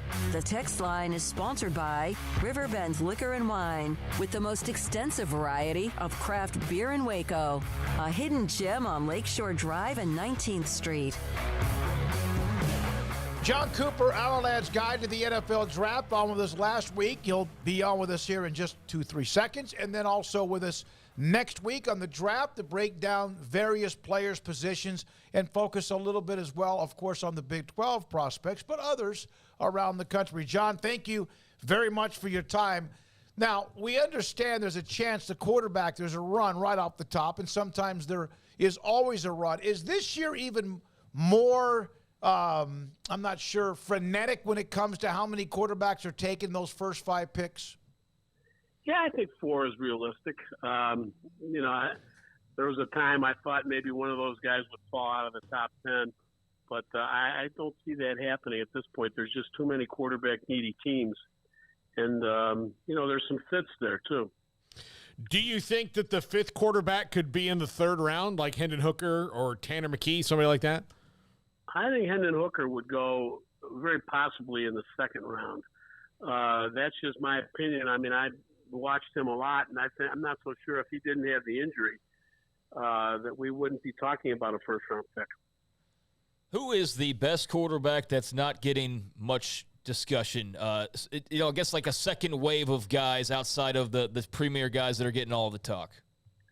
That second wave starts with probably going to the 3rd, 4th, 5th round, in our view. The guy that always sticks out to me is Aiden O'Connell from Purdue. I've seen a lot of him. I've been watching defensive backs play against him for the past, 2 seasons. And, he doesn't have the mobility you look for in an NFL quarterback, but he can move. I mean, he can. You watch the Tennessee game, a couple of years ago, the bowl game. He moves out of the pocket well. He senses the rush pretty well. He's not a burner, but the thing is, he likes to stand in there and throw it. And the weakness he has is he'll put it under. He'll tries to force the ball sometimes into tight windows instead of doing something with his feet. I mean, that's not his style. That's not what he does well. But he's very accurate. He's got decent velocity. He played in a relatively pro-style offense, and I could see a guy like him going in the 4th, 5th round being a really good backup for somebody that can play if needed and maybe develop into a starter down the road. The number of quarterbacks that could be drafted right off the top, is that because of the teams that need quarterbacks, and there's always a chunk of them, or is that also to do with Jalen Carter and what happened with him and opening up maybe one of those top 5 picks or so? I thought that. I'm not so sure. We still have Carter in the top 5. I know all of. There's 2 issues there. But if you turn on the tape and watch him play, I mean, that's what I'm going on. This is a phenomenal football player. Somebody. I got to believe that there's a coaching staff that has talked with him and feels like, hey, we can get a hold of this kid and we can turn him into something really special. Now, I could be wrong about that, and I'm sure there's maybe half the teams don't agree with that. But I don't see him falling too far out of that top 5. I think he's still going to be a top 10 pick. But I still think those quarterbacks are going to be gone, 4 of them gone by 8, Carter notwithstanding. John, there are 2 running backs that might go in the first round, and Bijan Robinson, Jahmyr Gibbs. We talked about them. After that, it seems like it's a pretty good position for teams like the Cowboys or the Bucs or somebody who needs a running back. Who do you like the most after those top 2? Well, obviously, Gibbs is a stud, but there's a bunch of guys that down the line that would be in the second, / third round. The guy that comes to mind for me is a little bit farther down the line is a kid from East Carolina, Mitchell. I really like his speed. I like the fact that he can catch the ball out of the backfield, and he's a hard runner. But he's not probably the every down back, that maybe you're looking for. I'm just looking at here. Zach Charbonneau from UCLA, hard runner, big kid. He's a guy that we think could be a really quality second round pick. There's a couple other guys too that are in that same mold as he is. Devin Shane is the fastest back in this draft. That's a kid that, if you're looking for straight speed, he's a guy that you're going to take a look at. We really like him. As far as just a guy that if you take him out there, he can run. I know you've probably seen him, where you're at. Tank Bigsby from Auburn is a hard runner. He's got decent speed. They don't call him Tank for nothing. He can make yards after contact. And a guy down the line just a little bit that I really like is Tajay Spears from Tulane. Mm-hmm. I really like the way he plays. I like the fact that he can make yards after contact. He's got decent speed. He's just a hard-running guy. He's going to make he's the kind of guy you want. You need a first down, give it to this kid, and he might break it besides. Like him, there's some guys there that I think are really good players. That most of the guys I mentioned are, third, fourth round picks probably. Charbonneau could go in the second. Shane possibly could go in the second. But after Gibbs, you're looking at lower second round into the third and fourth round guys. But they're solid players. A-Chain, the kid from A&M, the young man who can, like you say, just blast it. I call him a Shane. That's okay. But yeah. Does he remind you, because a lot of time when you see a diminutive running back, people think about like Darren Sproles or whoever else. Is he more of maybe even more durable, more of an every down guy, or do you have to kind of pick and choose with him? Well, I think in the running back world today, most teams have 2 guys that they're using. They have one guy that can pound away and one guy that can get outside. And I think Shane is your guy that can get outside. He can run inside as well, but he's getting him in the outside zone, getting him wide. He's got a chance to hit a home run for you. I think he's more of an every down back, but yet I think still he's going to be most effective as part of a 2-headed monster at the running back position. We had somebody in the chat room ask me, and you mentioned quarterbacks, and I don't know about his chances of being drafted or whatever, but he had a great run, an overachiever in Max Duggan at TCU. You can't not like this kid. He's hard not to like in terms of you look at what he overcome. The thing I like, is the fact that he was basically benched and said, "No, I'm not going to transfer. I'm going to be the best backup quarterback I can be, and I'm going to try to still be the starter." And lo and behold, that's what he did. I mean, he's a gamer. He's the kind of guy I'd like to have on my team. I'd say he's in that 5th round conversation as well. And, we like him probably better than some other people do. We've got him at number 11 just because we think he's the type of guy that will make plays. He can run. He's not the greatest thrower. He doesn't have the greatest accuracy, but, he's a playmaker type quarterback. And, somebody's going to draft him, and somebody's going to have a guy that's going to be a quality backup that they're going to try to develop into something more than that. John Cooper, Our Lad's Scouting Service, Our Lad's Guide to the NFL Draft. John, how do you feel about the cornerbacks in this draft? I think they're not necessarily what you would call elite, cornerbacks as far as in comparison to maybe some other years. But there's a lot of them. There's a lot of depth. If you want a corner, you're going to be able to find one in this draft that has redeeming qualities. All the way down the line. I mean, the top 4 or 5 that could be in the first round, even they have some holes. But the top 2 are guys that I think could be potentially top 10 picks in Gonzalez and Witherspoon. I mean, who do you want?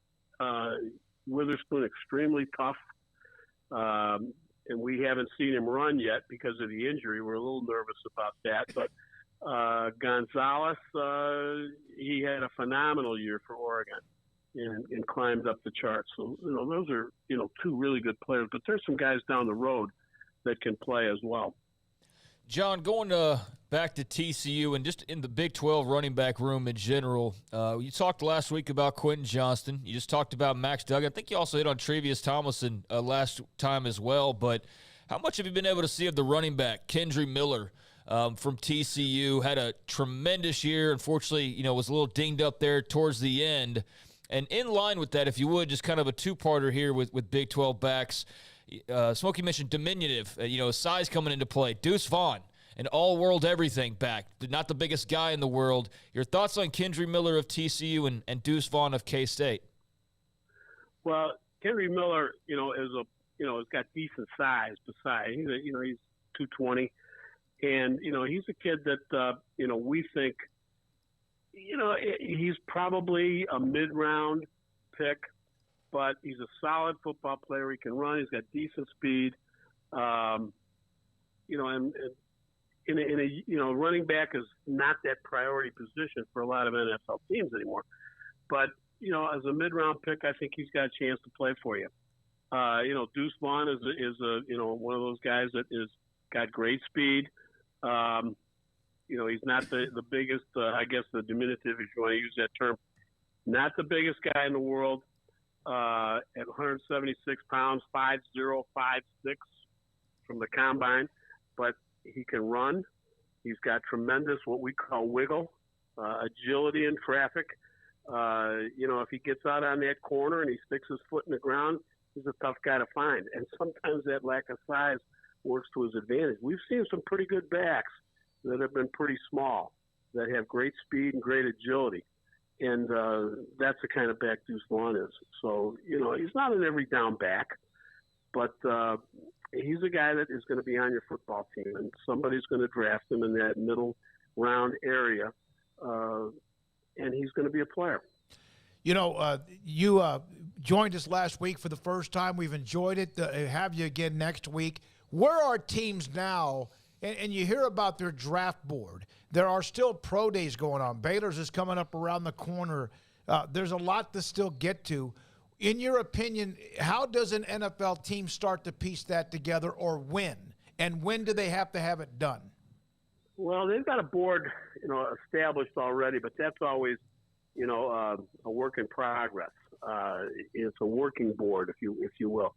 And when the pro days are all done, most teams bring all the scouts in and the coaches, and they sit down and they go through these players and they set their board.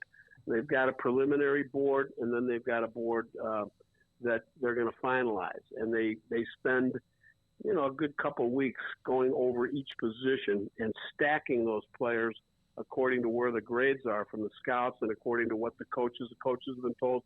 The secondary coach, watch the corners on tape. Tell us what you think. Watch the safeties. The running back coach, he's going to watch the running backs. And they're going to come back with reports, and they're going to kind of cross-check each other. And then they'll set their board. And then there's some last-minute things that come in the week of the draft. It used to be, I don't know if it's still that way, that they'd have the security report would come in, and it would be, is there any baggage in this guy? Does he have outstanding warrants for arrest? Is he doing things that he shouldn't be, that we picked up on?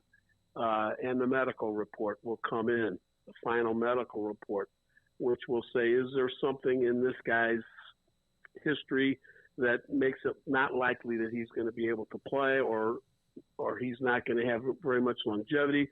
And those kind of things can have a factor. And sometimes it's just a little worry. And it's enough to drop a guy. The guy that, I think of last year is Nakobe Dean, who potentially had, they believed the need for a surgery.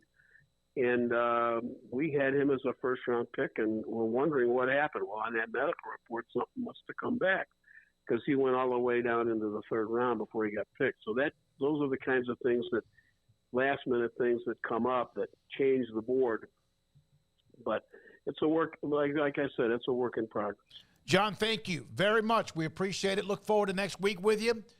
John Cooper, Our Lads Scouting Service, Our Lads Guide to the NFL Draft. Enjoy that. Thank you. Some of you on the chat room that asked about specific players.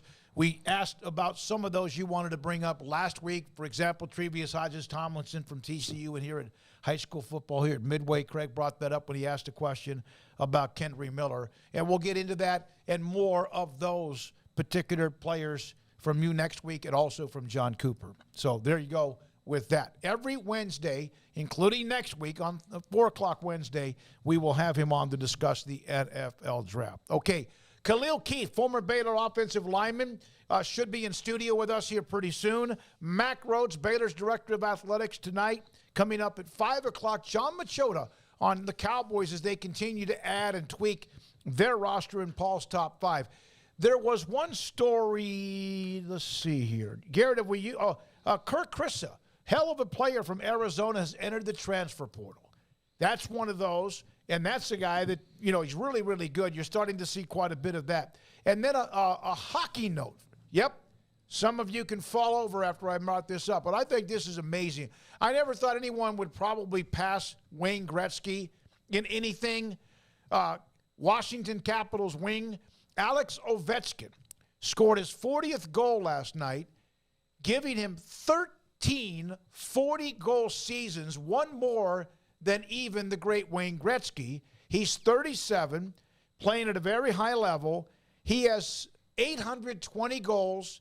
He is 74 short of the all-time record that I thought was unreachable of Wayne Gretzky. Yeah, I would think. I mean, the way he's still a star. I mean, so it's not like he's fallen, like much like Gretzky was in his career. I didn't think that one was going to fall either. So he's on pace. Who knows?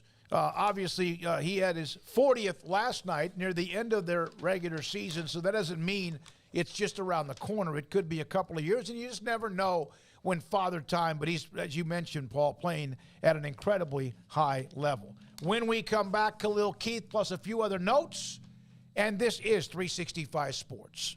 Riverbend Liquor and Wine, Lakeshore. Am I on? Yeah. Okay. Sorry, my headset went out for a second. Riverbend Liquor and Wine, Lakeshore Drive and North 19th Street in Waco, a hidden gem, craft beer galore. The best selection of craft beer that you can find. The weather's warmer. That means springtime. That means springtime ale. So if you're, going to miss those heavy winter lagers, I'm sorry. It's time for something light and refreshing and bountiful for spring. That's what I'll call it. The spring brews that they have there, and they'll rotate those through. They always have new, interesting, exciting stuff. Riverbend Liquor and Wine, Lakeshore Drive and North 19th Street behind the bank. Also, best customer service, speedy drive-through window, available on DoorDash. Riverbend Liquor and Wine. Check him out on Instagram. Cars priced right, day and night. At Richard Car in Texas. Trucks built for you, red, white, and blue. At Richard Car in Texas. Cars that zoom with lots of room. At Richard Car in Texas. Count on us, a dealer to trust. At Richard Car in Waco, Texas. Automatic Chef Canteen is a full-service micro-market vending and office coffee provider with state-of-the-art vending equipment, a wide variety of products, and offering custom-fitted micro-market vending office coffee solutions for your employee break room. You want a full break room solution and a workplace oasis? Well, Automatic Chef Canteen, locally owned and operated for over 50 years in Central Texas, also includes in-house mechanics on call 24/7 for fast, reliable service and maintenance. Automatic Chef Canteen, 6900 Imperial Drive in Waco, or online at automaticchefcanteen.com. After my first car accident, I feared the biggest damage would be to my wallet. I expected a mountain of bills and a long, drawn-out process. But my Texas Farm Bureau insurance agent was there when I needed her and helped me get back on my feet and in my car in no time. Instead of a hassle, I got reassurance and a quick recovery. Stop by and see our agents at one of our 3 McLennan County locations. Coverage and discounts are subject to qualifications and policy terms and may vary by situation. Waco Custom Marketplace is your hometown grocery store with a full-service butcher shop and bakery. Hi, this is David Smoak. The butcher shop can take your customized orders for seafood, pork, and poultry and custom cut your favorite steaks from bacon wrap fillets to T-bone to bone-in ribeyes, cut specifically the way you want. They have Norwegian salmon fillets, catfish fillets, sliced ham or turkey and lunch meat, variety of cheese available, and several options of sausage links, fresh chicken breast or whole chickens, sliced bacon, pork chops, ground beef, marinated beef, and chicken fajitas, and always large briskets available, plus fresh vegetables. So the great product, customer service, and family tradition of the Bauer family continues at Waco Custom Marketplace, open Monday through Saturday. A full-service butcher shop and bakery available. Waco Custom Marketplace, 425 Lake Air Drive in Waco, or WacoCustomMarketplace.com. In the market for a quality metal building? Since 1943, Pioneer Steel and Pipe has helped Central Texas residential and commercial customers with metal building design, panel options, building components, and trim options. Pioneer Steel and Pipe's residential line is energy efficient, offers low maintenance, reduces insurance payments, is impact resistant, and carries up to a 45-year limited warranty. In addition, they can also help you find a metal building contractor for your project. Pioneer Steel and Pipe with locations in Waco and Bryan and at pioneeredboys.com. TFNB Your Bank for Life is the official local bank of Baylor Athletics. Find out why more Central Texas are making TFNB their bank for life. Sign up for our Edge checking and savings accounts to earn interest or cash back. With 5 convenient locations and an award-winning mobile app, banking has never been easier. TFNB Your Bank for Life. Member FDIC. This is 365 Sports, powered by Sikkim365.com. The 4 o'clock hour is sponsored by Boozer's Jewelers, the wedding ring store, specializing in custom jewelry and repair, all in-house. Now here's David Smoak, Paul Catalina, and Craig Smoak. We're excited today that in studio, former Baylor offensive lineman Khalil Keith joins us. Paul Catalina, Craig Smoak, and David Smoak. And Khalil in studio with us today to kind of just talk about right now, life in general and the future. And what are your plans right now, Khalil? What's kind of on the table for you right now? Right now, as far as on the table, is just pro day and just killing that and performing the best I can and showing my athleticism and what I got to bring. Khalil, you didn't get to play in the first part of the year. Right. How much do you think that you've had to maybe like overcome that when it comes to the scouts having a little less film on you, at least from this year, moving forward? I had to overcome it a lot just based off missing 6 games. That's a lot of film to miss out on, and scouts just seeing that and just knowing I was injured, it could probably just give me a few minuses, but hopefully I made up for it in the latter hand. Can you take us through the draft process itself, just the frustrations of that, the fun times of that, just what's it been like? What's kind of your day-to-day and sort of weaving in and out through this obviously major process in life? Day-to-day, it was first couple months was just working out, speed in the morning, strength in the evening, make sure you stay on top of all your meals and keeping my body in the best physical shape to perform, and just interviews, just doing different little things that programs may have asked me, going to like the Senior Bowl and filling that out and doing all that stuff. When you, obviously with you being a part of being an NFL prospect, those who take over your life, basically, agent, trainer, whatever, what are some of the things they tell you? Do they take your phone away? Do they tell you you can't look at it between like 8 o'clock in the morning till 8 o'clock at night? Because I've had some guys tell me that they are on their time now. My agents, I guess, are not that strict, but they make sure I'm on top of anything that I post or anything that I do. Because at this point, you're under a small light because scouts are looking for anything to check you off. So just making sure I'm doing and posting like the right stuff. And you mentioned meals. How much change in your meals compared to when you were playing at Baylor to what you're doing to get ready for your pro day? Oh yeah, it's way more stricter now. Just make sure you eat your greens. Make sure you certain you can't eat as much as I wanted to. I can probably go to Whataburger or something during the week at school, but yeah, that wouldn't be beneficial for me at this point right now. Do you you've played guard and you've played tackle. Do you project more as a guard or a tackle in the league? What have they told you? I've heard a little bit of both. They said I can definitely play with tackle with my size and my athletic ability, and they see me as a guard too. Just my first get off and my power I play with. So I've heard they like me at either or. So you played in a zone blocking scheme the last couple of years. Right. So you know that really well. There are a lot of teams that are kind of going that way. Right. When you do meet with scouts or you've talked to people, do you kind of mention that, like, look, you guys run that zone offense. I know it. I already know it. Yeah, I just need to learn what you call it as opposed to what we call it. I've been in situations where I have to go over certain plays, and I've seen that type of play before, so it's helped me out. But I haven't really mentioned, I know what style y'all run, and I'm probably be the best fit, but I'm pretty sure they know. Khalil, you had a lot of changeover with the coaching staff during your time in Waco. Just how did that kind of help mold you? And in particular, these last couple of years with Eric Mateos, just what was some of the wisdom that he passed along? What were some of the things that you'll take away from your time with him? So yeah, I've had a few different offensive line coaches over the years. You did. Yeah, you get a mix of personalities. You get the old school tough O-line coach that just up your butt, I guess. But Coach Mateos, he's been a great guy, just teaching on the field and off the field, just different stuff. I've learned so much, just my game from 2 years ago to now, just elevated for sure. How much?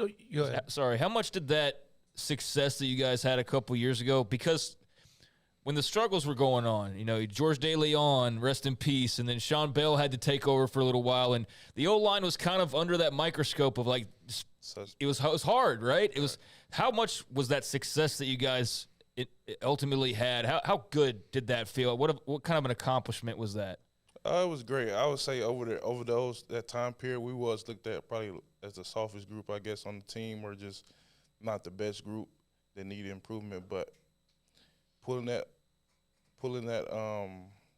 Big 12 championship off, it was great just to be able to, at least start. It started with Coach Aranda saying it starts up front, and that definitely pushed us into winning that Big 12 championship. Gary, go ahead and come back to the three-shot with us, and we'll try to – we lost the camera shot with Khalil. We'll try to get that back. We'll just have your audio for just a few minutes unless we get that reconnected. Okay. So did you mention that we were probably the most selfish group? Softest group. Yes, sir. All right, so how do you – is that off – so if, in fact, you get that edge, is it during the off-season when you get that edge, and how? It's usually through the weight room and just by bonding with each other and just making a pact to change that, I guess. You guys, of any position on the team, though, like through that COVID year, you guys really took it on the chin. Oh, yeah. I mean, really, really did. And but did that make you stronger on the other side of it, because you had a lot to prove for the next couple of years? Yeah, that COVID year was probably definitely one of the low times, was just playing offensive line, but it definitely gave us like the edge because it was the same guys basically, regardless of a few. It definitely gave us that edge to we got to get it together for sure. Was dealing with success difficult last year, you think, for this team? It seems like there was a little bit of that edge lost because you were in a different situation where now you'd had that success that you were working towards. Did you feel that at all with this roster last year, that there was a little bit of that because of the success you guys had, not as much of a ferocity there? I would say so, just a little bit, just because of the young guys coming in. They might have thought, oh, we've won the Big 12 championship, we're about to do this again, or it won't be, we did this before, it won't be as hard, even though that's not true. It's probably harder to accomplish that back-to-back, but definitely for sure. What was the difference between obviously a lot of players left too. Some of them are in the NFL right now, like you hope to be here in a matter of a couple of months in the draft in April. But what was there something missing? Was there something missing, or just the lot of guys left and they just didn't have the quite right people to take their place?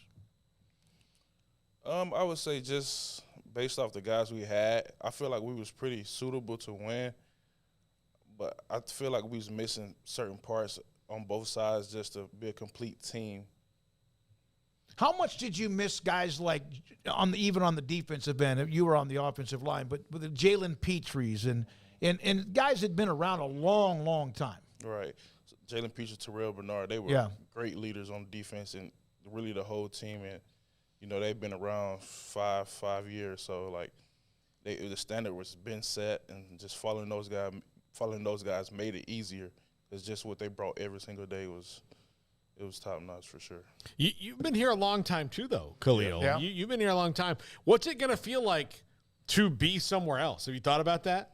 I'm ready to get out of Waco, honestly. Yeah. Well, it's time, right? Yeah, it's definitely time. But I'm ready for the new experience wherever I go, just the new city or, the new environment, just to give me a different type of edge to compete and flourish. Khalil Keith, former Baylor offensive lineman, with us on 365 Sports and also in studio. So your pro day, that's just around the corner. Right. What have you been told what to expect? And does it mean so much that you have to make sure it doesn't mean too much and that you perform, as if you're relaxed and normal? Yes, sir. So the ground has been set, the floor has been set just with training. So I don't expect to get any better. But I've heard they try to see how tired they can get you and really try to work you out, especially in position drill. So I prepare myself with conditioning and my training. So I'll hopefully be prepared for whatever they throw at me. Are you also going through what we look at, the training, the physical and all that? People see the film don't lie, all that. Mm-hmm. But what about the mental part of this or what are some questions that are you being prepared to have to answer from people who are around your group? The mental aspect is good. It's like the most thing I feel like they look for in a player, just because it's not about what you can do on the field most of the time, but like who you are as a person and showing the scouts that I'm even as Coach Ronda said, good player, but even better person. So I try to show that to the scouts with anything they may bring across my table. Coach Aranda said you're a good player, but a better person. Right. What does that mean? It's just you're not the number. You're the individual, and that's what matters most. Is when people look at you, you don't want to be known as a number. Just who you are, your personality, your character. How did you, over the couple years of playing for him, he and Coach Rule are such starkly different personalities, and not in a bad way. They're both they're both really positive people, but they're very different. How did you adjust to that? Because changing coaches is such a weird thing to do. Oh yeah, it's night and day, honestly. Personality, it's just from going from Coach Rule, he's a very uptight guy, to Coach Aranda, just relax. He may not scream, but 1 or 2 times in practice, but it was a good change. I like both coaches, and Coach Aranda definitely brought a different aspect. Did Coach Aranda ever get on you about it? You have any example of when he you knew he was focused on maybe getting onto you? Just at the beginnings of practice, he may try to get me juiced up and just try to push me. Just you could definitely tell he's trying to get the energy going at the beginning of practice. When he does scream, though, you said maybe a couple times. How many of those screams are him just yelling to somebody who's further away, not actually yelling at somebody, just hey, just trying to get their attention, as opposed to like mad? He's usually yelling full speed. He wants everybody to go full speed at all times, so he's yelling. So it's not even directed at a person. No. It's just general. Right. He mentioned that he was maybe too lenient last year. Did you ever see that as a player on the team, and did people taking advantage of that?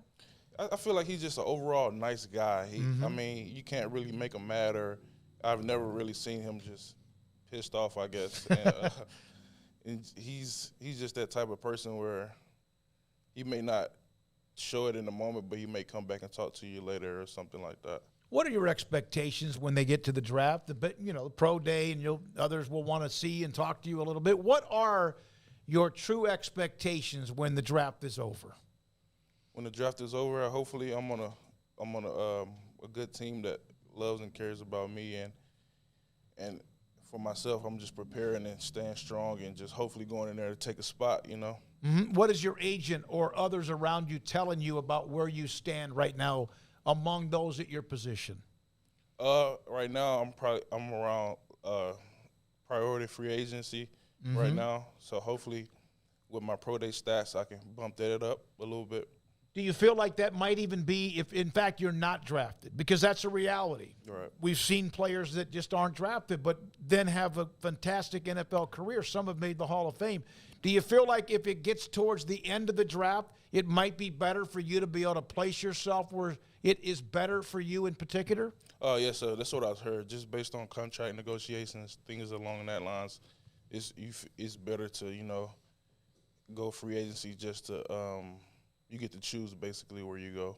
It was like Abram Smith when he didn't get drafted. Get to New Orleans, got a nice deal. Right. And kind of on that topic, do you have interest if, let's say, the NFL thing, and Lord willing it does, and you get that opportunity, and I assume that you will, but if that doesn't go the way you expect it to initially, are you interested in the XFL? Are you interested in those types of leagues? Oh, yes, sir, for sure. I mean, I love football, so I'm willing to do anything to get back on that field at this point. When you're not thinking about getting ready and getting focused on the pro day and et cetera, what does Khalil Keith like to do? I'm usually on YouTube looking at fishing videos, anything like outdoors. Well, this is a great place to fish, but from where you're from, I mean, you knew where all the holes and stuff were, right? I actually just this year I told myself I'm gonna teach myself how to fish. So okay. I just started fishing, so that's what I've been doing really about every day, going to different ponds around here. Seems like it's caught on, huh? I mean, you seem to enjoy it now that you've got it. I do. Yeah, it's very relaxing. Yeah, it is very relaxing. You have to have patience, man. You have to have a lot of patience because there could be click, tock, tick, tock. There's nothing on that line, right? Yeah, I mean, the hardest part for me was just learning the different reels. I was trying to bait caster. It was terrible. I had to return it that day. I was not ready for that type of reel. So no, you gotta build up. I grew up fishing. My dad it was his favorite thing to do. He said he never had a bad day fishing. And there were some days where we were in some weather. It was awful. And I'd be like, are you sure? He's like, yeah, no, I'm fishing. So it is one of those things. It really helps you, especially be with your thoughts and kind of just go out there and hopefully you get something. If you don't, you don't. So you're mostly, do you want to like start, okay, you're learning, you're teaching yourself how to fish. Do you want to start like going like maybe deep sea fishing or other kind of fishing, or are you kind of focus on one thing? Yes, sir. That's the plan. Hopefully, because I always wanted I've been watching the tuna videos, the guys catching tunas and all type of stuff. I would love to do that and experience, having one of those big fish on that line. You know the biggest catch and all that kind of out there. Yeah, I love those shows. You know who who did introduce Khalil to, especially after he gets drafted, and he can like Jay Ellis, but Brian Bauer. Yeah, no. Brian loves to fish, and he owns a meat market, so that's a win-win. Yeah. Double whammy. Yeah, for sure.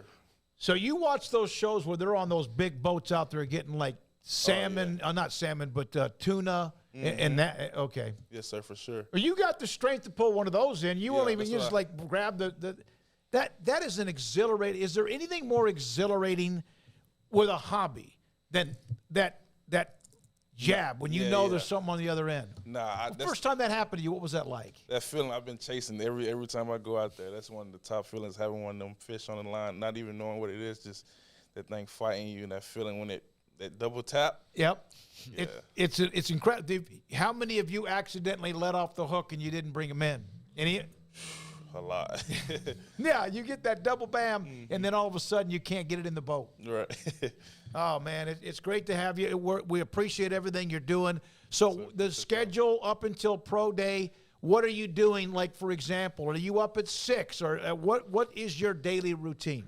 So I get up and I cook my breakfast. Then I go out into the field, and I'm just going over the certain drills, 40 L cone, and shuttle, and doing different broad jumps and just keeping my body fresh, and just it's really like a deload week for me. So I'm just going over my stretch plans and stuff like that.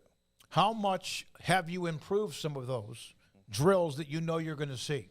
Oh yeah, my numbers is definitely improved thanks to my trainers. And from the first week I got there, and I'm looking pretty good with my numbers. I'm liking them. Great to have you in studio, man. We really appreciate you. Yes, sir. Thank Appreciate you. y'all. Khalil Keith, former Baylor offensive lineman from Alabama, with us in studio on 365 Sports. PettyClinicLowT.com. Dr. Kent Petty can help you become the high-performance man you want to be, need to be, and used to be. PettyClinicLowT.com, top left-hand corner. There's a phone number and an email to contact the staff and Dr. Petty and tell them that you feel like perhaps that you're one out of every 3 men who have symptomatic issues of low testosterone. Energy, it could be weight gain, it could be your sleep habits, and also your sex drive. It happens. Father Time, 1 out of every 3 men. So, if any of that is happening with you, it could be your testosterone. So he'll set up Dr. Petty to get your lab work. He'll get the results, get in touch with you. And if your testosterone level is too low, he can put you in a program to increase your testosterone level so you can become the high-performance man you want to be, need to be, used to be at PettyClinicLowT.com. With so many companies and policies out there, it gets so confusing shopping for insurance, and I never know if I'm getting the policy that's right for me. Luckily, I met the team at the Niche Group Insurance Agency. With the Niche Group, you can go to one company and get access to coverage options from many insurance carriers, and you get to speak to a real person about your specific coverage needs. With the Niche Group, I know I'm getting the right coverage at the right price. If you need insurance, talk to the experts at the Niche Group at 1-800-258-8302. Riverbend Liquor and Wine, Lakeshore Drive, North 19th Street, right behind the bank, is a hidden gem in Waco. If you're a fan of bourbon, especially local Texas bourbons, that's where you gotta go. Balcones, TX, Devil's River, whatever it is, they've got it. Riverbend Liquor and Wine, plus the best selection of craft beers in Waco, seasonally churned out throughout the year. Whether it's spring, summer, fall, or winter, Riverbend Liquor and Wine, best selection of craft beers, a speedy drive-through window, and excellent customer service. Find out more on Instagram or just go by and see them. Lakeshore Drive at North 19th Street behind the bank. How did Edward Jones become one of the biggest financial service companies in the world? By not acting that way. Financial strategies, one-on-one advice, it's a big difference. And that's why Brad Wilson, your Edward Jones financial advisor, makes sense of investing. Experience the difference for yourself. Brad Wilson, 250 Sharon Drive in Woodway, 254-776-4337. Edward Jones, member SIPC. Don Humidor, your home with a 48-foot walk-in humidor with the elite cigar brands from around the world, including the #1 cigar of the year, Aging Room Cuatro Nicaragua. Plus, they have the great brands like Macanudo and Artur Fuente, Rocky Patel, Aston, and so much more. CBD, great for sore muscles, aches and pains, sleep, Vita Dreams, and anxiety, mild depression, general health and wellness. Their staff very knowledgeable on the subject. If anyone is curious about CBD, ask Carol and Ashley. Don Humidor in the Townwest Shopping Center off Valley Mills in Waco. Shorty's Pizza Shack at 12th and Bagby is a homegrown, locally owned pizza place that's out of this world. Everything from the dough, the sauce, the sausage topping is made fresh in-house. Not to mention the amazing pizza pillows, the chicken wings are to die for. Try the Sikkim sauce, chili cheese fries or tots, plus great specials on food and drink every single day. Shorty's is also the perfect spot to watch the game with your friends. Shorty's Pizza Shack at 12th and Bagby. Tell them Paul sent you by.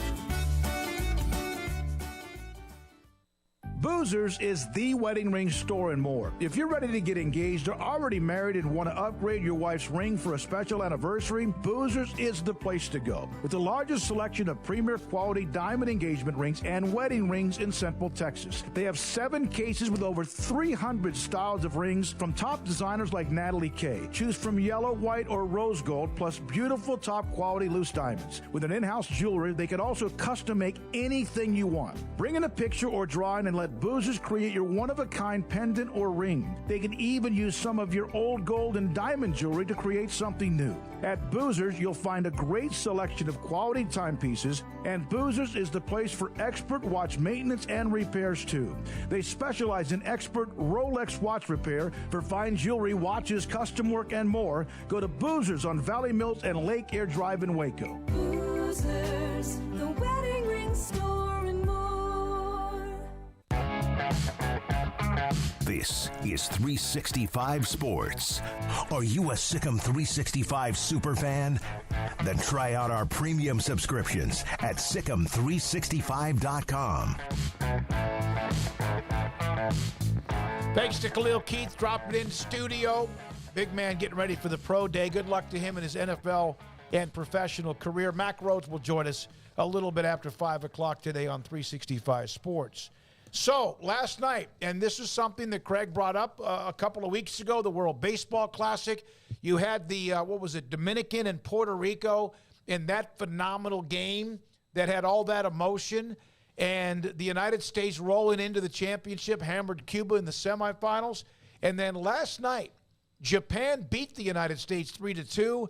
Think about this for the Angels. Shohei Ohtani hit .435 during the tournament, during the Classic, 4 doubles, a home run, 8 runs batted in, while also having a 1.86 earned run average, 11 strikeouts in 9+ innings, including ending it against his teammate and another greater and Hall of Fame player at some point in Mike Trout. Yeah, it was fun to watch. It was great to watch. Really wish the U.S. would have won, but, I mean, I have no complaints outside of that, that the country I was pulling for didn't win. But I think, the event, they really did a great job. Rob Manfred says he wants more, frontline pitchers in it the next time around, so I hope that happens. And, look, if Ohtani's going to do it, there's not going to be a lot of guys that, are going to have an excuse. It always amazes me how gigantically huge that dude is. Last night, the post-game interview. Now, granted, Ken Rosenthal is a little dude. He's short and he's tiny. But, like, him and the translator, I mean, really, it felt like the translator should have sat on Rosenthal's shoulders to talk to him because he was just so big. And you watch him, Big Poppy made a great point. Like, he starts out at 99 and ends at 101 on the best pitch against Mike Trout. Really, how he ratcheted up after DHing the whole game, not being a closer, coming in and just dealing. Yeah, Japan had a great game plan, and they executed that to perfection, and they had the storybook ending. If you were the Japanese, I think that it would have been amazing to have seen, the viewing parties, if there was such a thing. I haven't really looked around today. I hadn't thought about it much, but, I would imagine for those viewing in Japan live or waking up to that or whatever the case may have been, that had to be pretty cool. Pretty proud and powerful moment for that country and all the baseball fans over there. And, yeah, as an American, it sucks. I didn't like seeing them lose. I didn't have, a lot riding on the line or anything like that other than just pure patriotism. But that was a really damn good baseball team representing the United States and just not good enough against Japan last night. But to end it the way that it did with arguably, 1A, 1B, best baseball players in the entire world, I mean, would you argue that, Paul? 1A, 1B? Yeah. Ohtani and Trout? Yeah. To have the two best in the entire world at what they do, going one-on-one, nothing in between, no referee getting in the way, no, none of that BS that we see sometimes, no reviews, no, just straight up, I'm going to throw my best stuff, and you're going to have to try and hit it to try and keep this game going. And Ohtani made him look silly. I mean, Ohtani is so ridiculously freaking talented. It's unreal, man. And I think that, obviously anybody who pays any slight attention to baseball is well aware of him. But, I mean, what a just freakish talent, that was at the plate and especially on the mound last night. So that was very cool. And, again, very awesome moment for Japan. Brutal ending for the U.S., who was such a well-made-up team, but, not perfect, obviously. And so that was very fitting, and I imagine the TV executives and the tournament planners and all of that had to be just absolutely thrilled. I don't know what the ratings were, but they had to be thrilled with that. And that, like the crowds and stuff that we saw, all of that, like that event seemed like it was special. Like they've got some magic there, and I think that there's really a lot of further potential there as well, because it's just different. It's different than turning on Angels Royals here in a month, and it's just going to be like quiet, and the game might be great, so there might be some noise, but that was like people just cheering their hearts out for their countries to represent them, and it was just very cool, the whole thing. If 93+% of all the Japanese televisions that were on the night before in the semifinals, and then playing the United States to win the whole thing and having it go down to the last pitch with Ohtani right there in the middle of it, and it's not a one-man team, I mean, could it be a higher number than that? I forgot exactly where I had the tweet from yesterday, but it was 93.6% of all Japanese televisions were glued into them in their semifinal win against Mexico. And I would think that the numbers had to be huge, not just in Japan, but also here in the United States. Yeah, this was from 4 or 5 days ago. Japan's WBC win over Korea drew 62 million viewers in Japan by itself. Nearly half of the entire country's households were tuned into that. So, yeah, I wonder what that would have looked like with the championship on the line and, Team USA, the golden boy, so to speak, the golden child of the baseball world there as your opponent.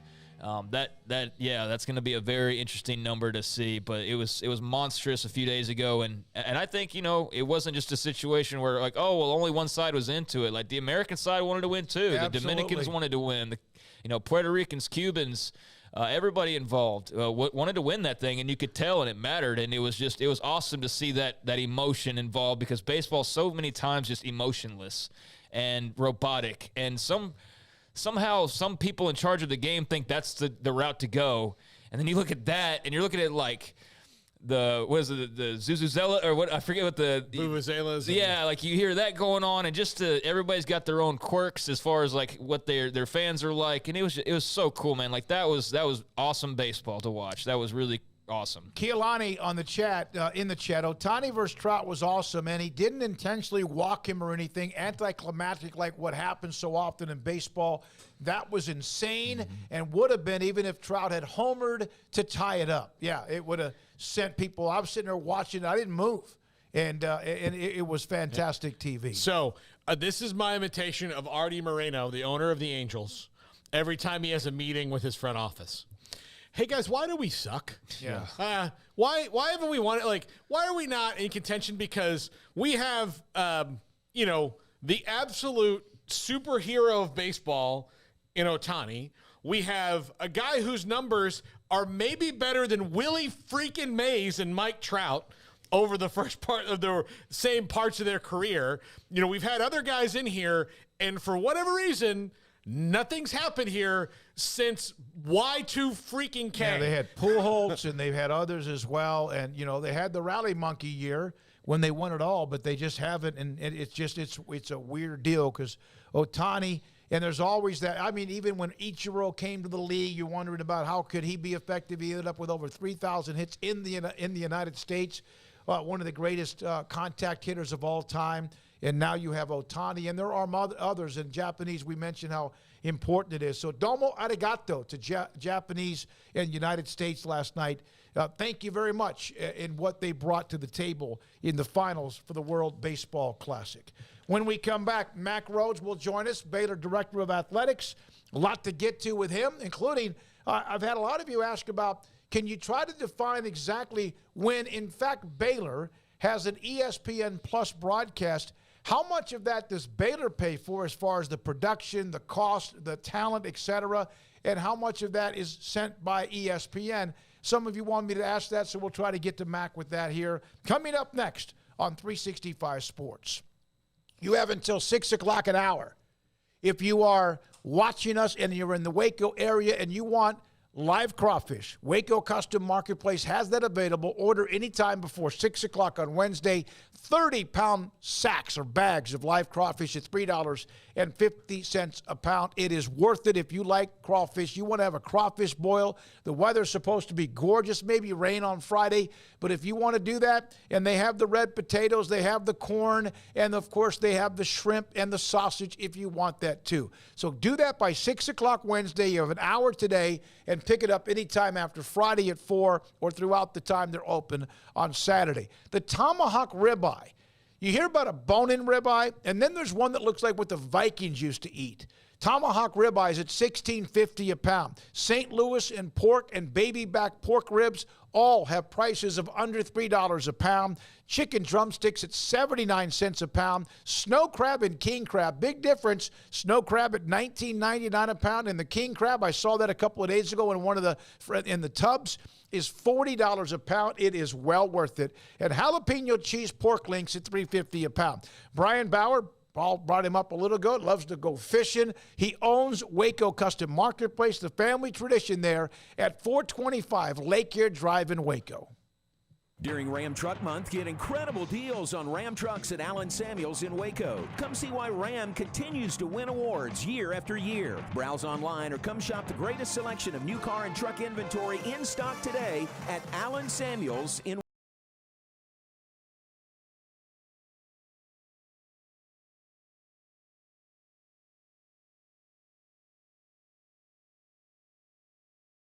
This is the soundtrack of life at Baylor. There's a spark in your heart and a fire that's in your eyes. If you're ready to take a big step toward a bright future, tap the banner below to check out the music video for a glimpse of life at Baylor University, where lights shine bright. Baylor Scott & White Southwest Sports Medicine and Orthopedics, the team physicians for Baylor Athletics, diagnosing and treating all sports-related injuries, including concussions. These specialists also provide orthopedic services for athletes and non-athletes alike, whether it's knee or shoulder pain, a wrist injury, orthopedic spine care, and even an arthritis and total joint clinic. Trust the doctors Baylor Athletics trust. Baylor Scott & White Southwest Sports Medicine and Orthopedics wants to get you back in the game.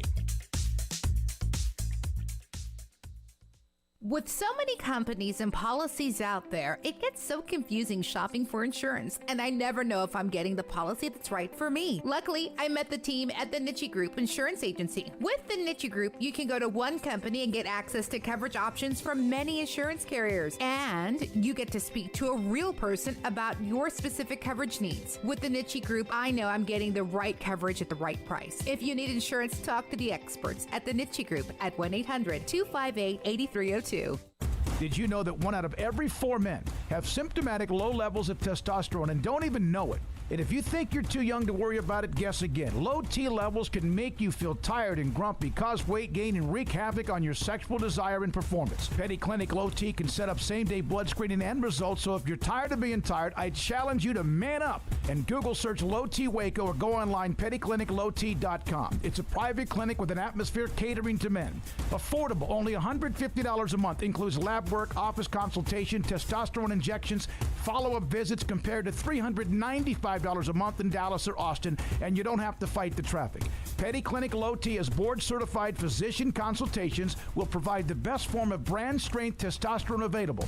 Contact Petty Clinic Low T today, just off Highway 84 and Old Hewitt Drive in Woodway. Petty Clinic Low T, helping men become the high-performance men they deserve to be. PettyClinicLowT.com or Google search Low T Waco. One size fits all. That may be all right for an adjustable belt or cheap sunglasses, but when it comes to your financial needs, no one wants a one-size-fits-all strategy. Cam Heathcott, your Edward Jones financial advisor, knows that his most important goals are yours. That's why we take the time to understand your needs, knowing you. That's how Edward Jones makes sense of investing. Cam Heathcott in Conroe at 936-756-7717. Edward Jones, member SIPC.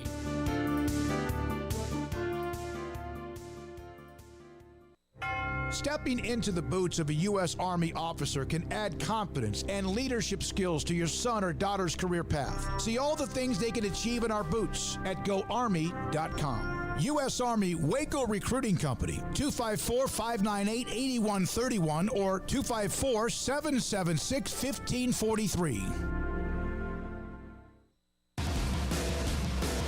Welcome back to 365 Sports, powered by Sikkim365.com. Our weekly segment with Baylor Director of Athletics, Mac Rhodes, is brought to you by Edward Jones Investment Brokers, Ben Erlinson, Brad Wilson, Cam Heathcott, and Chuck Verno. Edward Jones, making sense of investing.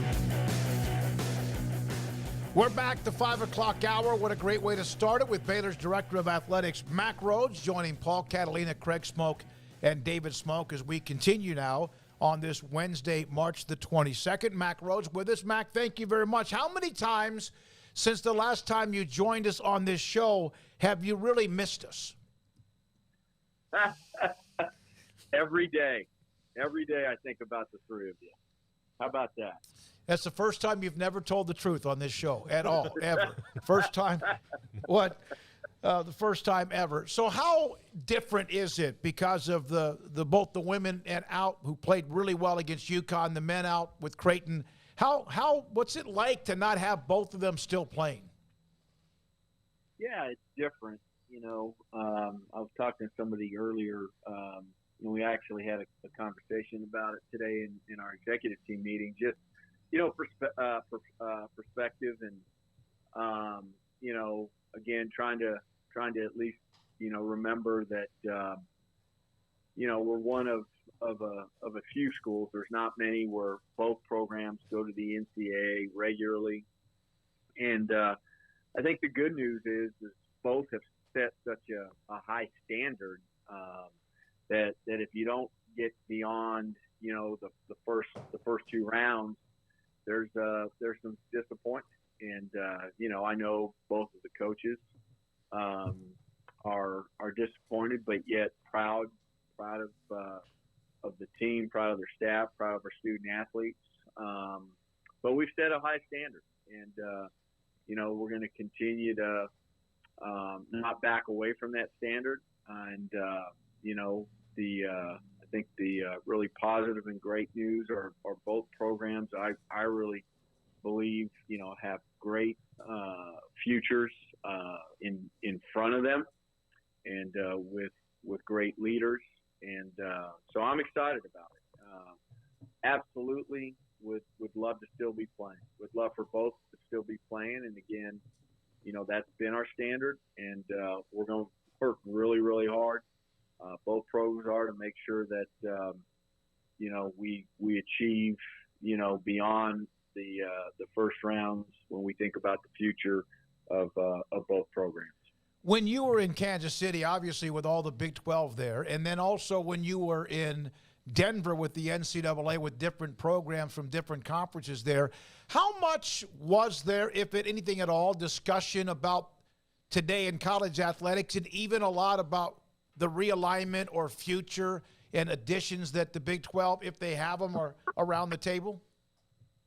Yeah, so I appreciate the question because as you travel, you certainly run into other athletic directors or senior administrators, and I did have quite a few conversations with others, and I think everybody, at least the people that I talk to are really grappling with name, image, and likeness. And, it feels like, that has become a priority in everybody's life, and how do you deal with that? And particularly, how do you deal with it if you're an institution that maybe doesn't have a large alumni base? You're a private institution, and by the way, there's some pretty well-known, brand public institutions that it's been hard, and so I think that's the topic of conversation amongst everybody. At least it starts there, and then some of the other NCAA deregulation, and then obviously we were out in Denver, just few minutes away from Boulder, and so that was a topic of conversation. Specifically as it pertains to Colorado and certainly the Pac-12, and I had an opportunity to at least visit with the Denver Post and have some conversation, and again, nothing's changed, and we certainly wish the Pac-12 the very, very best, and if it doesn't turn out like they want it to, we'll be prepared. Mac, by the way, just real quick, Juan on the chat room is a Houston fan. He wants to thank you for hiring Kelvin Sampson when you were there. He brought that up, so thought I would mention that to you. But did you notice, we had John Gallagher, who used to be the coach at Hartford, on earlier, and he said that he noticed something watching the tournament, that he felt teams were kind of coming for the Big 12 because of the success. And two of the last three national champions and the team that played in the national championship. Do you feel that a little bit? Maybe not just as Baylor, a team that won the national championship a couple years ago, but as the conference now when you're watching games? Yeah, I really do. That's a great point. And, I think when you win a national championship, right, you have a target on your jersey. And I think, Baylor certainly felt that way, and I'm sure Kansas does as well.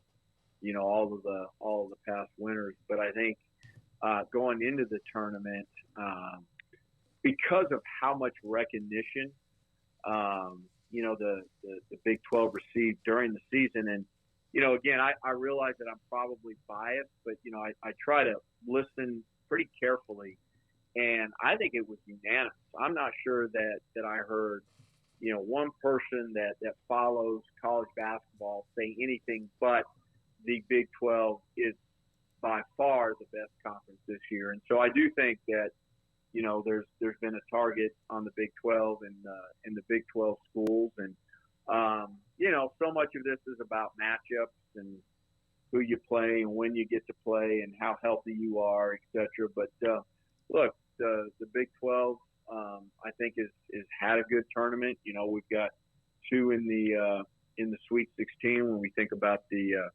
men, and both of them have a legitimate chance, just like the other 14. And you could probably talk a little bit about Alabama and Houston, assuming that both Sasser and Shedd are healthy. Maybe being ahead of the pack a little bit, but then the other 14, it's really anybody's tournament. Mac, what did you think as that Creighton game unfolded? I mean, you can point to matchup there. They also were obviously incredibly hot shooting, and some of the issues that the Bears have had crept up in that game as well. Just your thoughts on what's to come and what you saw this year and just the way that it ended. Yeah, one, I thought Creighton was a really really talented team, and a little bit similar to North Carolina, last year, where they were probably, underseeded. They had a tough stretch when their big man was out and struggled through that stretch, and he returns to the lineup, and all of a sudden they're really, really good. And that's not to make any excuses. I think Ken Palm had them ranked 12th, and we were ranked 13th, I believe it was, but a really good team. I think everybody focused on them offensively, but if I'm not mistaken, they were the number one team defensively in the Big East, and I thought they really, really guard well, and I think they have as good a chance as anybody to get to the Final Four. And then I think for us, and I really don't think Coach Drew would mind me saying this. We've certainly talked about it. It wasn't the typical Baylor team defensively. Mm-hmm. And I think we had one or two games, maybe three or four, where defensively it really felt like teams of the recent past. But other than that, we weren't as good defensively, and the numbers don't lie. I think, it's been since maybe 2008, 2009. And so that's, that really, next year I know will be a primary area of focus. Again, offensively, statistically, one of the best in the country, if not the best. But, I thought that just, again, the defensive side of the ball. And when you think about toughness and we talk about it, toughest team wins, well, that's really, that comes from, the defensive side of the ball and how hard you play, and how well you rebound, et cetera. So, we'll get better there. There's no doubt in my mind, and we'll get back to what we're used to seeing when we think about how we play defensively. Mac, there was the story about the Big 12 closing in on the data rights deal. Do you have one now, or is this something different that will also produce additional revenue? And how many, if you were to, like, off the top of your head, how many ideas are on the cusp of happening within the Big 12 when it comes to revenue that Brett Yormark and company are putting together? Yeah. So we don't have a data deal as we speak today. We've got a couple offers that I think are really really good offers, and that would equate to additional revenue for all of the members. And so we'll wade through that and see where we land and which one's best for the conference. And then there's a lot of different ideas floating around, and it's what I appreciate about the commissioner and his staff, that there's always ideas percolating, and many of them certainly are focused on growing revenue for the conference, but also how do we do some things that are better for our student athletes, and so some of those things as well. There's certainly talk about how do we brand ourselves internationally, which again is another pathway when we think about revenue, but then also doing some things that maybe help brand our conference, like the Pro Day with the NFL. Mm-hmm. I think it's great news for our student athletes, and I think it's great news for our brand and being affiliated with the NFL and being the first conference to do something like that. So there's no shortage of ideas. With his focus as well on basketball, we know he's brought up Gonzaga. That's not a secret. We've asked you about it. And with the Big 12, I think the SEC challenge is over. Is that right? The Big 12 SEC basketball challenge, is that? Yeah, that will subside. Yeah. Do you feel like there's a chance, based on the commitment to basketball, that the Big 12 could host their own, like, in-season or preseason NIT type of thing to bring in even more revenue? Yeah, I think we certainly could have some conversation without putting the cart before the horse, but having conversation about a fall classic, having a conversation about playing basketball somewhere internationally. I think all of those things are on the table, and all of those are conversations with our TV partners. Those are all ideas that we're talking about. Mac, when it comes to the data deal, and other leagues are considering these things and doing them as well, how much of this will be prepared, and again, this is something the NCAA and member institutions will have to wrap their arms around too, towards gambling or available to those companies, or are we not ready to have that discussion yet? Yeah, so I think that's how the data will be used primarily. But this is what's so interesting, and it's a fascinating world when we think about, gambling on college sports, athletics, and where it's headed. And, I apologize that I'm not better prepared, but, it's the last I remember, it's like legal in 33 states, something like that approximately. And there's, at the time there were 6 or 7 or 8 going through the legislative system, and, and then, a handful of other states that are certainly considering it. And so this collection of data, it's happening already. And so all of the betting, gambling entities are gathering and getting this data without anybody in between. And what this does is it organizes it, and I think it protects you as a conference and provides some consistency to it. And so by signing a deal with, in terms of giving them the data, it's not new data. It's data that people are already getting. We're just now giving it to an in-between to distribute the data, if that makes sense. Yes.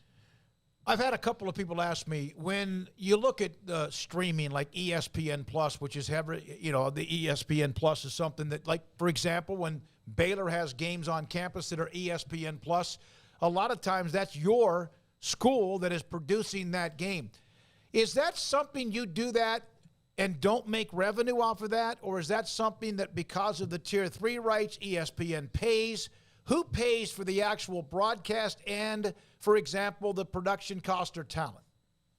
Yeah, no, that's really, really a good question. So, and there's some nuances to it, but in general, when you think about the talent, ESPN is certainly providing and paying for the talent. When you think about the production, whether they bring in a truck or not, they usually are paying for production. When we produce something ourselves for distribution digitally, and certainly I think will come a day when we'll have the capability of producing something for linear broadcast.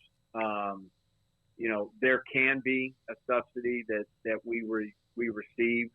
I think where we're headed is with the proliferation of digital and just more events. We're going to have to grow our in-house production where we can do multiple events at the same time. We don't have that capability as we speak now, but here when we open up the pavilion, we will have that capability. And so we're investing in production room and studio. But there is a certainly there is a cost to the institution, and that is part of the third tier rights. Dave Aranda yesterday met with the media, Mac Rose, Baylor Director of Athletics, after practice as spring drills have begun. He gave an answer to a question about how, in fact, did he look at himself and or what may have not gone quite right last year. And he kept kind of alluding to some things as far as the give and take with players or coaches even last year during the season. His answer, though, when he said that he was probably at times too lenient, that maybe even players at some point maybe took advantage of that, and that how honest he was with his answer that I don't think you would hear very many times from coaches. That's something we've seen a lot from him. Did you know that even before you hired him? Yeah, I mean, I felt it. I felt it just, through the interview process and the person that he is, and the things that I'd heard about him, and I got to spend some time with him on the phone, and we've talked about the process that we use, and I was able to be on the phone with him for a while, just him and I one-on-one before we did any type of in-person interview. And so, that certainly, came out. I felt like, we talked about it, this combination of intellect and humility and self-awareness. And, he scores really, really high in all three of those. And so, he's grown. He is such a different, better leader than he was when we hired him in January of 2020. He's going to be a better head coach this year than he was last year. And he's learning. And, it's one of the things that we've talked about. And, he's right. There was probably, some moments or incidences where, he was probably, and when I say lenient, it was more about caring about players. It wasn't, allowing misconduct, right? But maybe giving some chances, or maybe not being as firm as what he needed to be. And I think that also, happened with staff, a couple different times. There's a reason why there's been changes to our staff. So I way appreciate him. And I appreciate the fact that we can sit and have real conversations. And I don't think that happens every place with every coach. We can sit down and have real conversations about what's good, what's bad, what areas, that he excels in, what areas he needs to grow in. And by the way, I want him to do the same thing with me as well. So he's really special in that way. And I think one of the beginning part of your question was, how often does that happen in our industry? I would say not very, and particularly being vulnerable and transparent about it. Mac, he also we talked about this earlier. He kind of touched on something I think a lot of people maybe don't know, is that he's kind of telling you can't coach everybody the same way. You can't lead everybody the same exact way. And that's a kind of a key thing in leadership, is that you can't just broad rubber stamp everything and say this is how it is for everyone, because people respond to different techniques. Is that something you do look for in head coaches, in staff, and what you look for when you're hiring someone? Yeah, I think that, I think there's a balance. I think you look for somebody that has what I would call principles, guiding principles, philosophy, right, that you're always going to adhere to throughout. But within those guiding principles, I think you have flexibility to handle situations differently and or individuals differently, because, again, as you mentioned, not everybody's the same. Not everybody, responds in the same way. And so you have to know that. And you have to have to have a relationship and know that person well enough as to, how do they best respond when they're receiving, feedback. And so, yeah, I think that's a part of coaching, and this is an interesting time to be a coach. I think it's probably the most challenging time ever to be a coach. And where I get a little bit worried sometimes is, I want our coaches to be able to understand that there's different maybe ways to lead different people, and it can't be, necessarily the same way for everyone. But what I don't want to have happen is where, our standards begin to migrate and match up in terms of our student athlete standards, right? Because they're 18 to 22-year old. And I'm not, I say that respectfully, I want, our student athletes migrating toward our head coaches standards, right? And that our coaches do a really good job of saying, hey, no, these is the standard. These are the standards. And, I hope that makes sense. Mm-hmm. But I think that's where we got to be really, really careful. We have to, as an athletic department, as a head coach, you have to have your standards, and make sure that everybody understands them. Mac, on the subject of head coaches, I mean, I know there's a lot going on right now, so I'm just kind of scatter shooting here, but you just had your women's tennis coach win his 500th match. Softball coach Glenn Moore yesterday wins his 1,000th game. Be remiss to not mention women's basketball, a tough loss to UConn, but a thrilling first-round victory over Alabama when they could have absolutely have thrown in the towel after the first quarter, the way that started. There's a lot going on, and we've touched on a couple of those things, but anything you'd like to just highlight or anything in particular from the last week that stands out amongst the various successes and whatnot? Well, I just think really excited for both Joey and Glenn.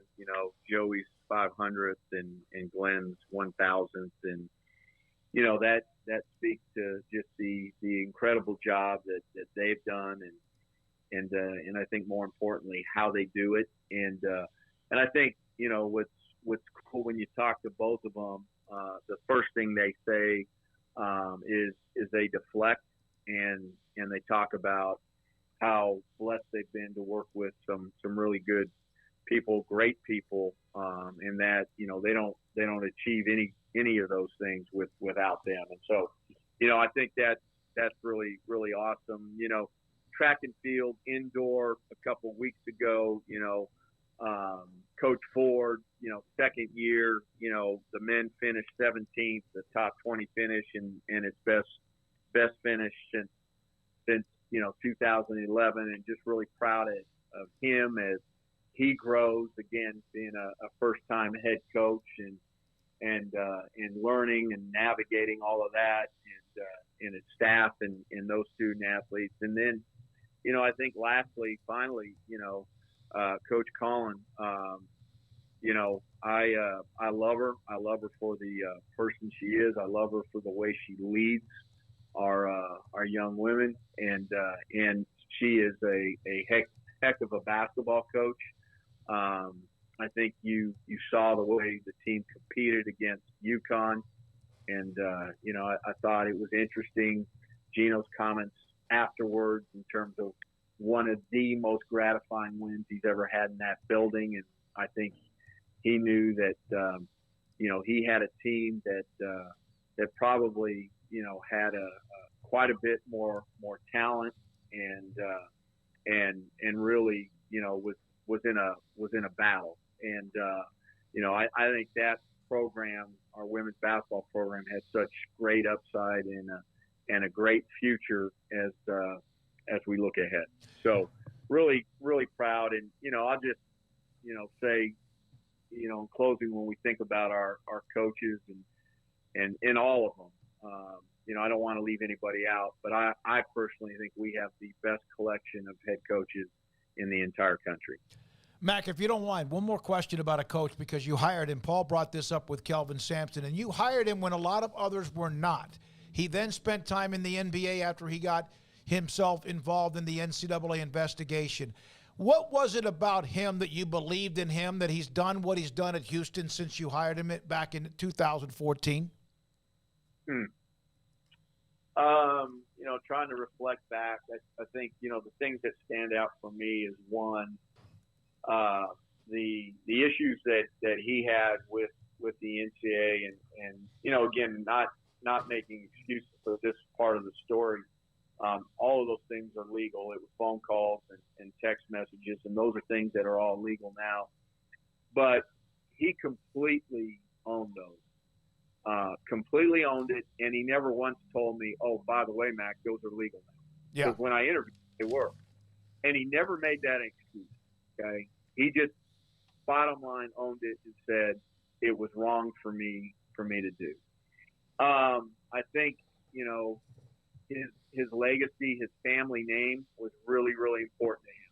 And at the time that I hired, when you Googled his name, there wasn't a lot of positive. It was just most recent, the things that happened at Oklahoma and in Indiana. And then I just knew that he really, really cared about kids. He cared about them way deeper, way beyond, the basketball floor. But he also understood too that there was probably a certain type of young man that could play for him. Not everybody could. And I think, probably pre-NBA, he was as good as anybody in the country defensively. If you played Oklahoma, you were in a battle. But I thought the NBA was, kind of completed him, if you would say, as a head coach on the offensive side of the ball and offensive philosophy. I think that really changed him and made him a complete coach. And then I think finally, I just knew and felt it, that he would never ever take for granted this second chance. I could feel that. He would make the very most of it and not take it for granted. And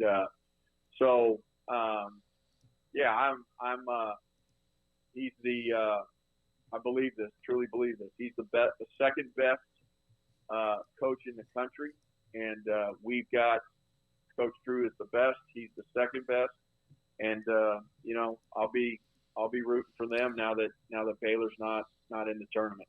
Mac, thank you very much for your time. Great to have you back on the show. Enjoy getting decompression after all the travel, and I know you still have some more to go, but thank you very much for your time. Well, and I did miss you the three of you, maybe not every day, but most of the time. I don't know if I believe most of the time. I think there might have been a moment where he's like, the only time he thought about us when Lauren, his administrative assistant, would call and ask him about whether he was available. No, you mean Max Boss? Yes, Max Boss, Lauren Smith. All right, Katie Rader had a super chat. I know we have John Machota coming up, but I want to get to that. Katie Rader, $2 super chat. Thank you. Can you please expound on Grant McCaslin's styles? He, of course, at North Texas, former Tech and Baylor assistant who appears to be just on the verge, just a matter of time. North Texas winning last night against Oklahoma State. Tough, get-in-your-face defense. They was it 24-17 or whatever at halftime against Oklahoma State.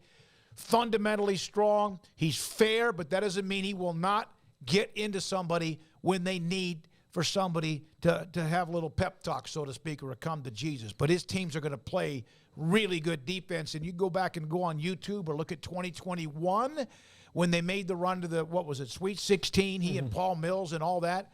That was a great week for Baylor history and basketball. And you watch his teams play. They will fight, scratch, and claw the way you'd want them to do it, especially on defense. Yeah, I mean, you're seeing the proliferation of Coach Drew throughout the country now. I mean, if you want to know what his style is, I mean, he is not, because nobody is, as peppy as Scott Drew. Because that's like saying no one flies as fast as Bubbly. Superman. Yeah, but because that's what Scott's true, that's one of his just true gifts.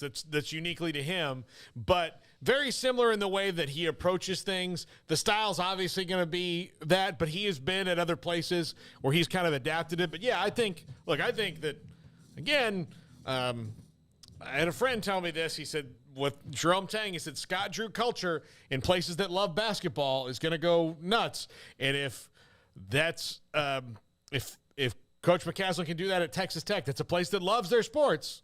They're very enthusiastic. They've already done it with Joey McGuire. I don't think they can go wrong, to me, with Grant McCaslin. They're now into the NIT semifinals after the win last night. Congratulations. Good luck to Coach McCaslin and whatever else comes his way. Once the North Texas season is over.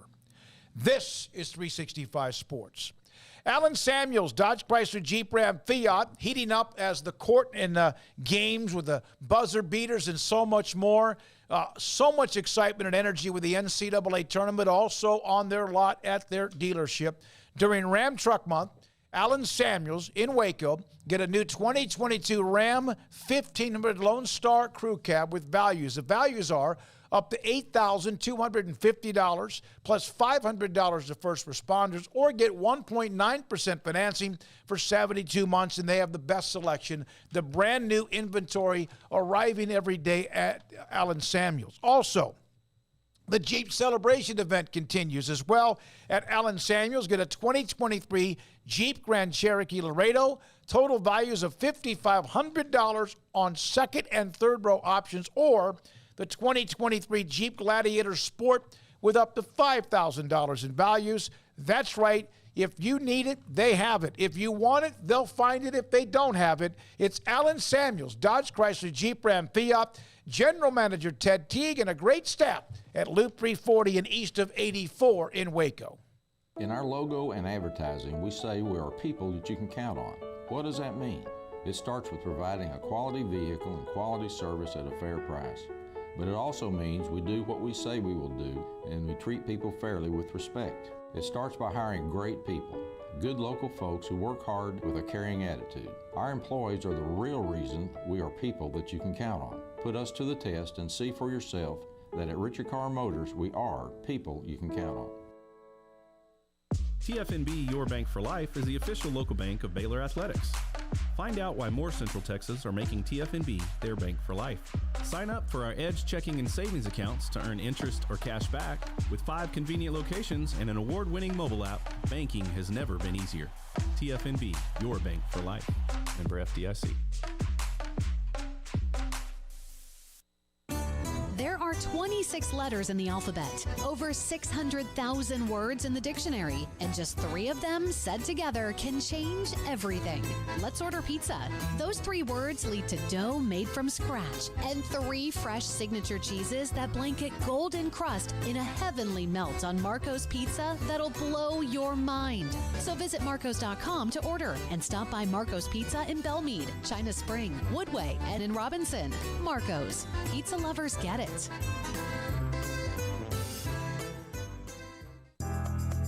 Riverbend Liquor and Wine, Lakeshore Drive, North 19th Street, right behind the bank, is a hidden gem in Waco. If you're a fan of bourbon, especially local Texas bourbons, that's where you gotta go. Balcones, TX, Devil's River, whatever it is, they've got it. Riverbend Liquor and Wine, plus the best selection of craft beers in Waco, seasonally churned out throughout the year. Whether it's spring, summer, fall, or winter, Riverbend Liquor and Wine, best selection of craft beers, a speedy drive-through window, and excellent customer service. Find out more on Instagram or just go by and see them. Lakeshore Drive at North 19th Street behind the bank.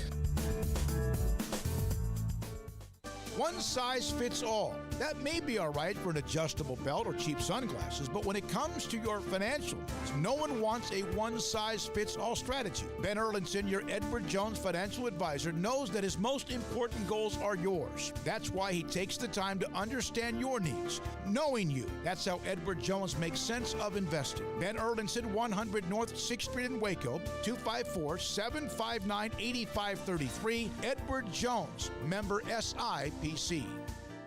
In Texas, there's pea-size hail and baseball-size hail. Guess which one hit our house? We didn't even know where to begin, but we called our Texas Farm Bureau insurance agent, and he was so reassuring. He knew exactly what to do to get our house back into shape and our lives back to normal. Now, we're even more thankful for the roof over our heads. Stop by and see our agents at one of our 3 McLennan County locations. Coverage and discounts are subject to qualifications and policy terms and may vary by situation. Welcome back to 365 Sports, powered by Sikkim365.com. It's time for our weekly segment with John Machota of The Athletic, brought to you by Pioneer Steel and Pipe, where customer service is their main focus, and best in metal, steel, and pipe for large or small projects, with 2 locations in Waco and Bryan. Family owned and operated since 1943. Here we go, the last half hour of the show with John Machota. TheAthletic.com covers the Cowboys. Been busy, not so much with free agency, but what's happening. The Cowboys are kind of doing something a little bit different with a lot of trades. Stephon Gilmore, we've talked to him about that. Brandon Cooks, and then even a couple of others that they've brought to the table. John, how much different are they approaching the offseason than in the past? A lot different. I can't even compare this to any of the previous, last 10 off seasons. This is, like you said, those aren't exactly free agent moves, but I consider them that way because of the time of year that they're happening in. Obviously, teams are making those moves for a reason, and it's during this free agency period where teams are trying to either cut salary or add talent. And clearly where the Cowboys are with where this team is, they're trying to add talent, and you like to see that. And I think the biggest thing you have to add in there is just it's not like they're giving up a ton. If Stephon Gilmore goes out there this year and it just really shows his age and you're like, yeah, this is probably his last season. And Brandon Cooks just performs maybe like a number 3 receiver. What did you really give up? If you give up some late round picks that, sure, one of them could have turned into Anthony Brown, but one of them could turn into Ben DiNucci that, really doesn't give you anything. So last year during the trade deadline, Brandon Cooks, that deal, I think that was for around a 3rd-round pick. Plus, I don't know how much of the salary that Houston was going to take on. This time, they're taking on $6 million of it. You're giving up, a 5th and this year and the 6th the following year. I think that's a great move. That it's a high reward, very low risk. Yeah, John, this is it's very different because the we like our guys thing is still true, but sometimes there's other guys can help you. And the other best part about it though is, outside of maybe attacking this in the early rounds, unless somebody fell to them, there's still not a position where you couldn't go and draft someone at a plus, spot that came to you because, these guys are only here for a little while.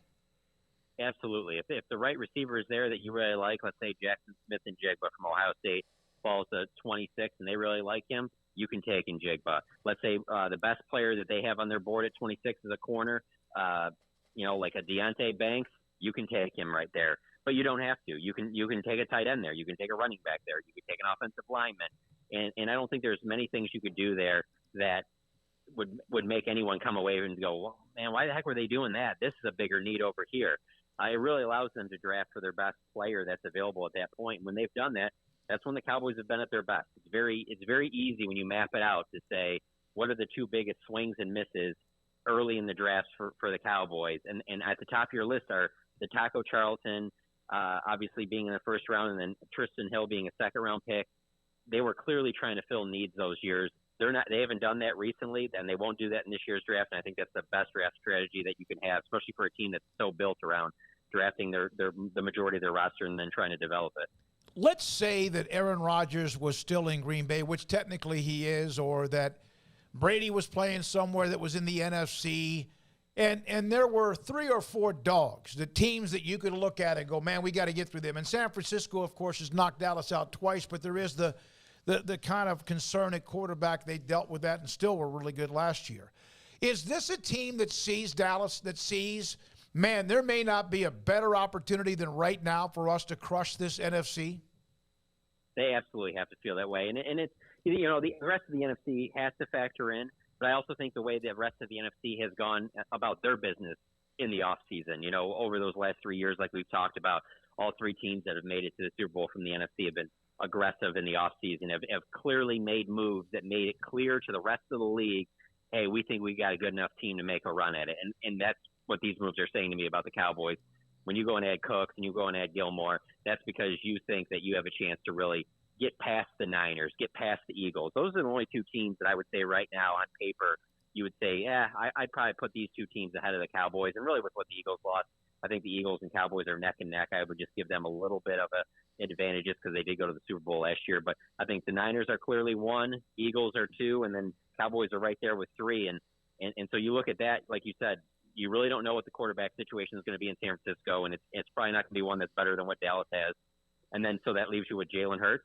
Yeah, Jalen Hurts had a better season last year than Dak Prescott, but the totality of his career, you don't know that Jalen Hurts is going to repeat that. Maybe if he does, then he's the best quarterback in the NFC. If he doesn't, then that might mean that Dak Prescott's the best quarterback in the NFC. And if you have the best quarterback, then you should have a chance to go really deep in the playoffs. And then, hey, you get to the Super Bowl, you might be playing a better quarterback, but hey, you only have to beat that one guy. You don't have to go through the entire playoffs of having to do that. So there's no question the landscape of the NFC being as wide open as they are, where Dak's in his career, Zach Martin, a lot of key players here. The time is to win now. Do you think that another move for a name could be coming? Say, a lot of people keep saying DeAndre Hopkins. I would think that Brandon Cooks completely eliminates that from happening at all. But maybe Bobby Wagner?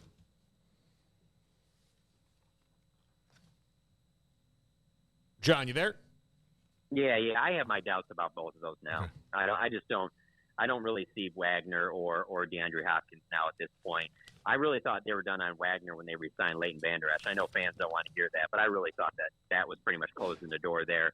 And then with Hopkins, I just feel like if something was going to be done with him, it would have happened already. And so I really think that this thing came down to it was either going to be go and get Brandon Cooks or try and work something out with Odell Beckham. And when you think about it, yeah, you had to give up some picks to get Cooks, but Cooks also played last season. Cooks has been healthy throughout his career. He's had success with 4 different teams. I think I would rather take the gamble with Cooks than to knowing where Odell Beckham's at right now in his career, and then also you don't know how much money he wants. John, final thing is we saw CeeDee Lamb get a large entire part of his back and shoulders a tattoo a week or two ago. I saw the note you had about Dak Prescott. This one has what? The Kobe Bryant and Michael Jordan type references? It's got that. It's got a moose. That's the nickname of his brother Jace, who passed away. Mm-hmm. He's got a couple other things in honor of his mother.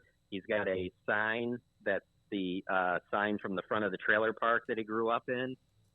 There's like a Muhammad Ali. There's some poker cards because he likes to gamble. There's a lot of things on there. I actually talked to the artist earlier today, and I was like, so how much would it be if I wanted to come into your shop and get a full leg like that?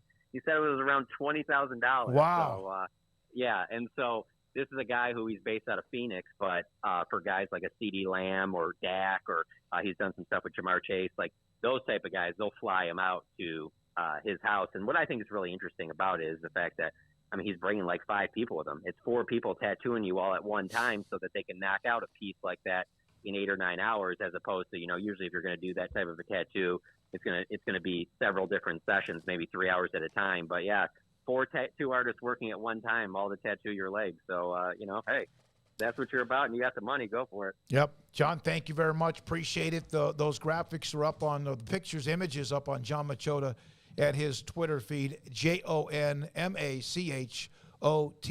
When we come back, Paul Catalina's Top 5. I hate my job, but I don't mind getting up in the morning. I dread each day, but I can't wait to get out of bed. You ask me why, and what I'll say to you is true. Well, you can get breakfast tacos at Rudy's Barbecue. Scrambled eggs and brisket, they ain't fooling around. Sausage wrap, son, they're the best in town. Barbecue for breakfast, yes, it's true. Put a smile on your morning at Rudy's Barbecue. Next in line. Three Nations Brewing Company has 16 different beers on draft with a new beer every Friday. It also offers 2 air-conditioned tap rooms, a large indoor beer hall, a second-floor mezzanine offering a great overview of the brewing company and equipment, and patio where you can relax under the shade. Plus, you can now experience the new Three Nations Beer Garden Grill on our shaded patio. Grab a cold beer and enjoy a bite from our freshly prepared and delicious menu. Street tacos, quesadillas, freshly cooked burgers and dogs, and veggie burgers too. Nachos and so much more, all prepared and cooked on site. So come visit the award-winning Three Nations Brewing Company on East Vandergrift off I-35 in Carrollton.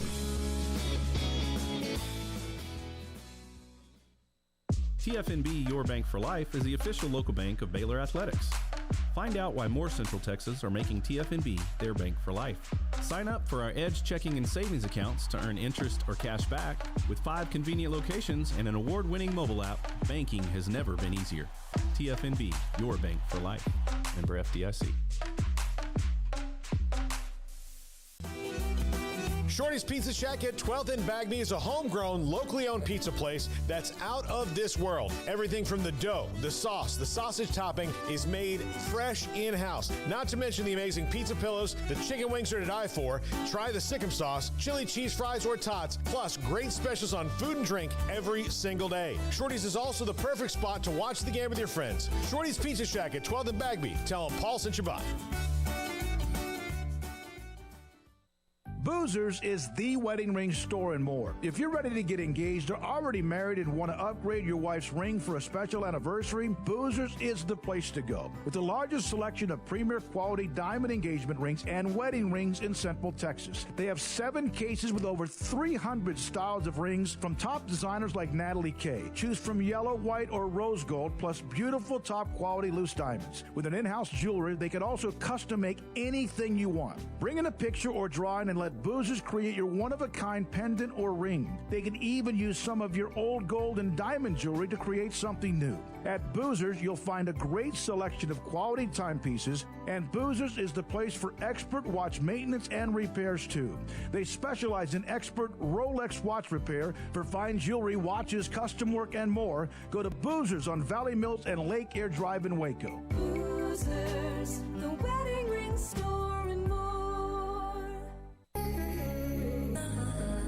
This is Paul Catalina's Top 5 at 5:45. Or is it 5:55? Either way, it's the Top 5.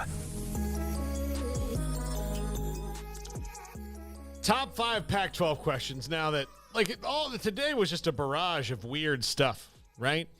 Or of I don't know, some clarification, some more confusing. So I'll just start with this one. All right, so what happens next? What do we have to wait for? Are we gonna hear about expansion? Are we gonna hear about who's really in this bidding? Are somebody gonna confirm anything? I'm starting to get a little sometimes I have clarity and sometimes I'm confused. So what should we expect next from all of this? I don't know that we're supposed to expect anything. Yeah. I think that might be part of the issue, is that people are expecting a resolution when there's not one that's necessarily in the works. But you're right that some of the back and forth reporting, for whatever reason, has really muddied the situation. There was the thought that yesterday would be potentially big day, and that turned out to not be the case. And now it's, oh no, these things take time. And yeah, it's confusing. And I think a lot of people have confirmation bias. So if, Jason Scheer says something, they believe that and believe nothing that the Johns say, and vice versa, or throw in what Dennis Dodd or, whoever it may be. So yeah, it's hard to wade through and sort through. And the thing of it is there are a lot of people that are kind of waiting for that finality, and that might not be in the cards anytime soon, fellas. You do realize this could go on for months, months longer. Yeah. And so that remains to be seen, obviously. That's why, you're asking the question that you're asking. But yeah, I think that they just keep meeting, and what's next is they finally iron out a deal. But my biggest interest in this entire thing, it truly is do they add SMU and San Diego State part of this? Because that changes a lot for those two programs, and that changes a lot in terms of your comparisons. And that's the piece that when Canzano put that out there last week about Tuesday, and then flirted with the idea of, possibly they announce expansion first, and then, or they announce a deal and then they announce expansion or whatever. That part of it was what I was most intrigued by, and I haven't seen any indication that's going one way or the other, more so than it was last week. Jim Williams mentioned earlier today, and it was, I believe, either an email, it was a tweet earlier today about what people need to stop doing, and some of those who are trying to say where the Pac-12 might be, is the deadlines. Now, the president of Arizona kind of brought up April 15th, but saying that there was going to be a meeting on Tuesday, and it's Wednesday, and everyone gets all hot and bothered by it. I think it's time to stop working or saying deadlines And at some point, one day, we're going to wake up, and there's either going to be something that's good enough to keep everything together, or it's not, and then we start, well, here we go. Well, talk about dominoes effect. It's interesting that Craig mentioned it could go on forever. So number 4 is, will it be done in April? I mean, is that a reasonable time period because that's the next CEO meeting, and then they don't even have to vote on things? The Arizona president brought that up. He brought up April 15th, I believe, in one of the articles from a week ago. I mean, all of this seems very confusing. I'm very confused. Good looking calendars. Yeah. I mean, it's confusing and it's not. Like, again, that I think that what kind of threw chum in the waters was the big PR response. Mm-hmm. Like, that was great. It shut up, I guess, whoever you were trying to shut up from the Big 12 for a couple of days. But what it also did was it put out expectations. It put out expectations that you were going to have a better deal with more money. Everyone was going to be happy. It would be, soon and all these things. And it's like, well, when that doesn't happen, in that little mini time frame that was mentioned, then, yeah, it's all of a sudden like, whoa, wait a second. So, yeah, I mean, people – I guess it just depends on your expectations, but I don't know. And if it's not, it doesn't necessarily mean the end of the world. Yeah, absolutely. Number 3, what does this mean for the future of sports TV? So if they go mostly streaming and they bet on this, and let's say they get in the water before everyone else, say this is the line that the Pac-12 cuts. I mean, if DirecTV had gone along with their plan for the networks in the first place, they wouldn't be having any of these problems at all. No. But it didn't work. It wasn't as planned. Like, the Pac-12's, I think, problem is not innovation. They certainly have some of that. Larry Scott had some of that for all of his faults. It is now maybe a pathological sense of that there's some order to some of this stuff, or that what's plan B if your wild plan of innovation doesn't work? When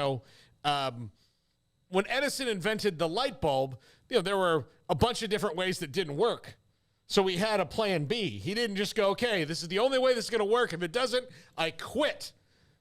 Well, what's that? And then if it does, to that end, if it does work, then how does this start changing everything? Yeah, no. Is this what makes streaming more profitable for people? It hasn't been that way for ESPN just yet, but part of that might be ESPN not putting good product out there on their ESPN Plus app. So when you've been forced to watch a game on ESPN Plus and the production value isn't good, you're like, well, why do I have to pay for this? Why don't I just go to a bar and watch it or something?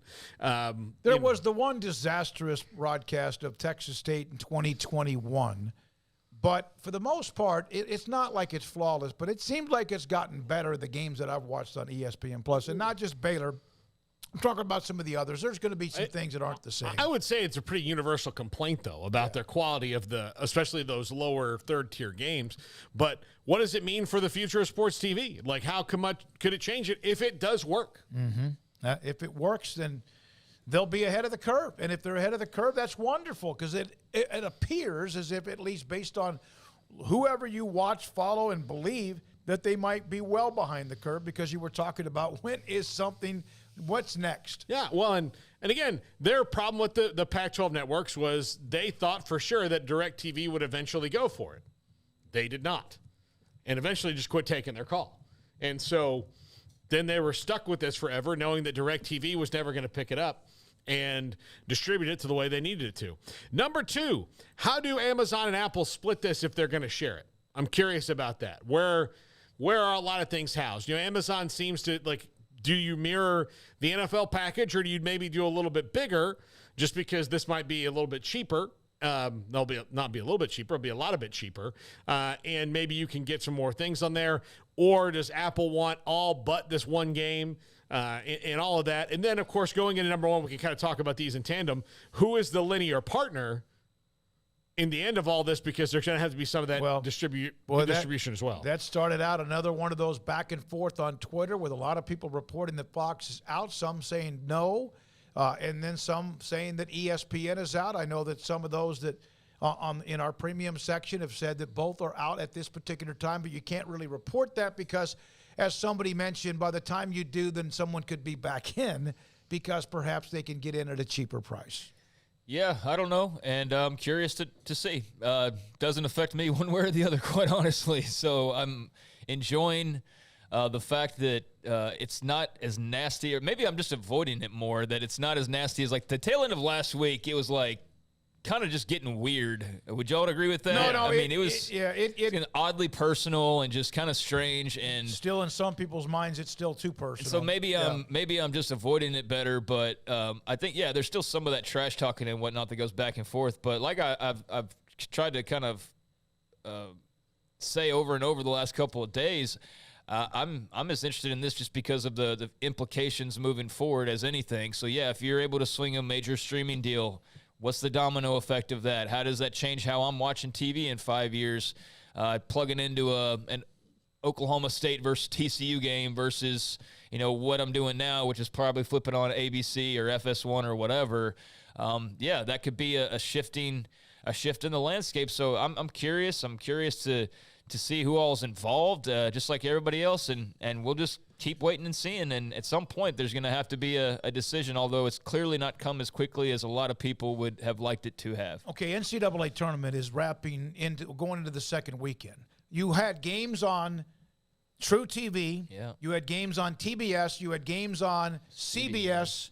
And it was nice when I was sitting there, and I have two nice flat screens, but it was like nice just to go back and forth. One game I could hear because I had the volume up or I could see. And if it was on streaming, would that be one more thing I had to do than otherwise just going bump, bump, bump, bump, bump? A game went to a timeout or halftime or whatever. I don't know. Yeah, it is. And look, one of the parts about streaming, not that sports bars and places can't do this because they do, but that's a part of it. You have to make it sure that's easy for them as well. Part of the YouTube TV package has to include bars on the DirecTV. Like DirecTV still will have like bars or whatever so that they can get the, those deals that they have, or like YouTube has to do something. So you've got to, account for a lot of different things. But it's all very convoluted at this point too. It's not that complicated, quite frankly, but there is that chance that if you're trying to, late in the game, switch back and forth in time to catch the game-winning field goal, to try to go from like linear cable to your Apple TV app, you're going to need like a couple more extra minutes. Like you're going to have to time that sucker pretty perfectly to land. You know what I'm saying, Paul? Like to land and get there and launched and all of that. Like you're not going to be able to do it like hitting the back button. That's the biggest bugaboo, is you can't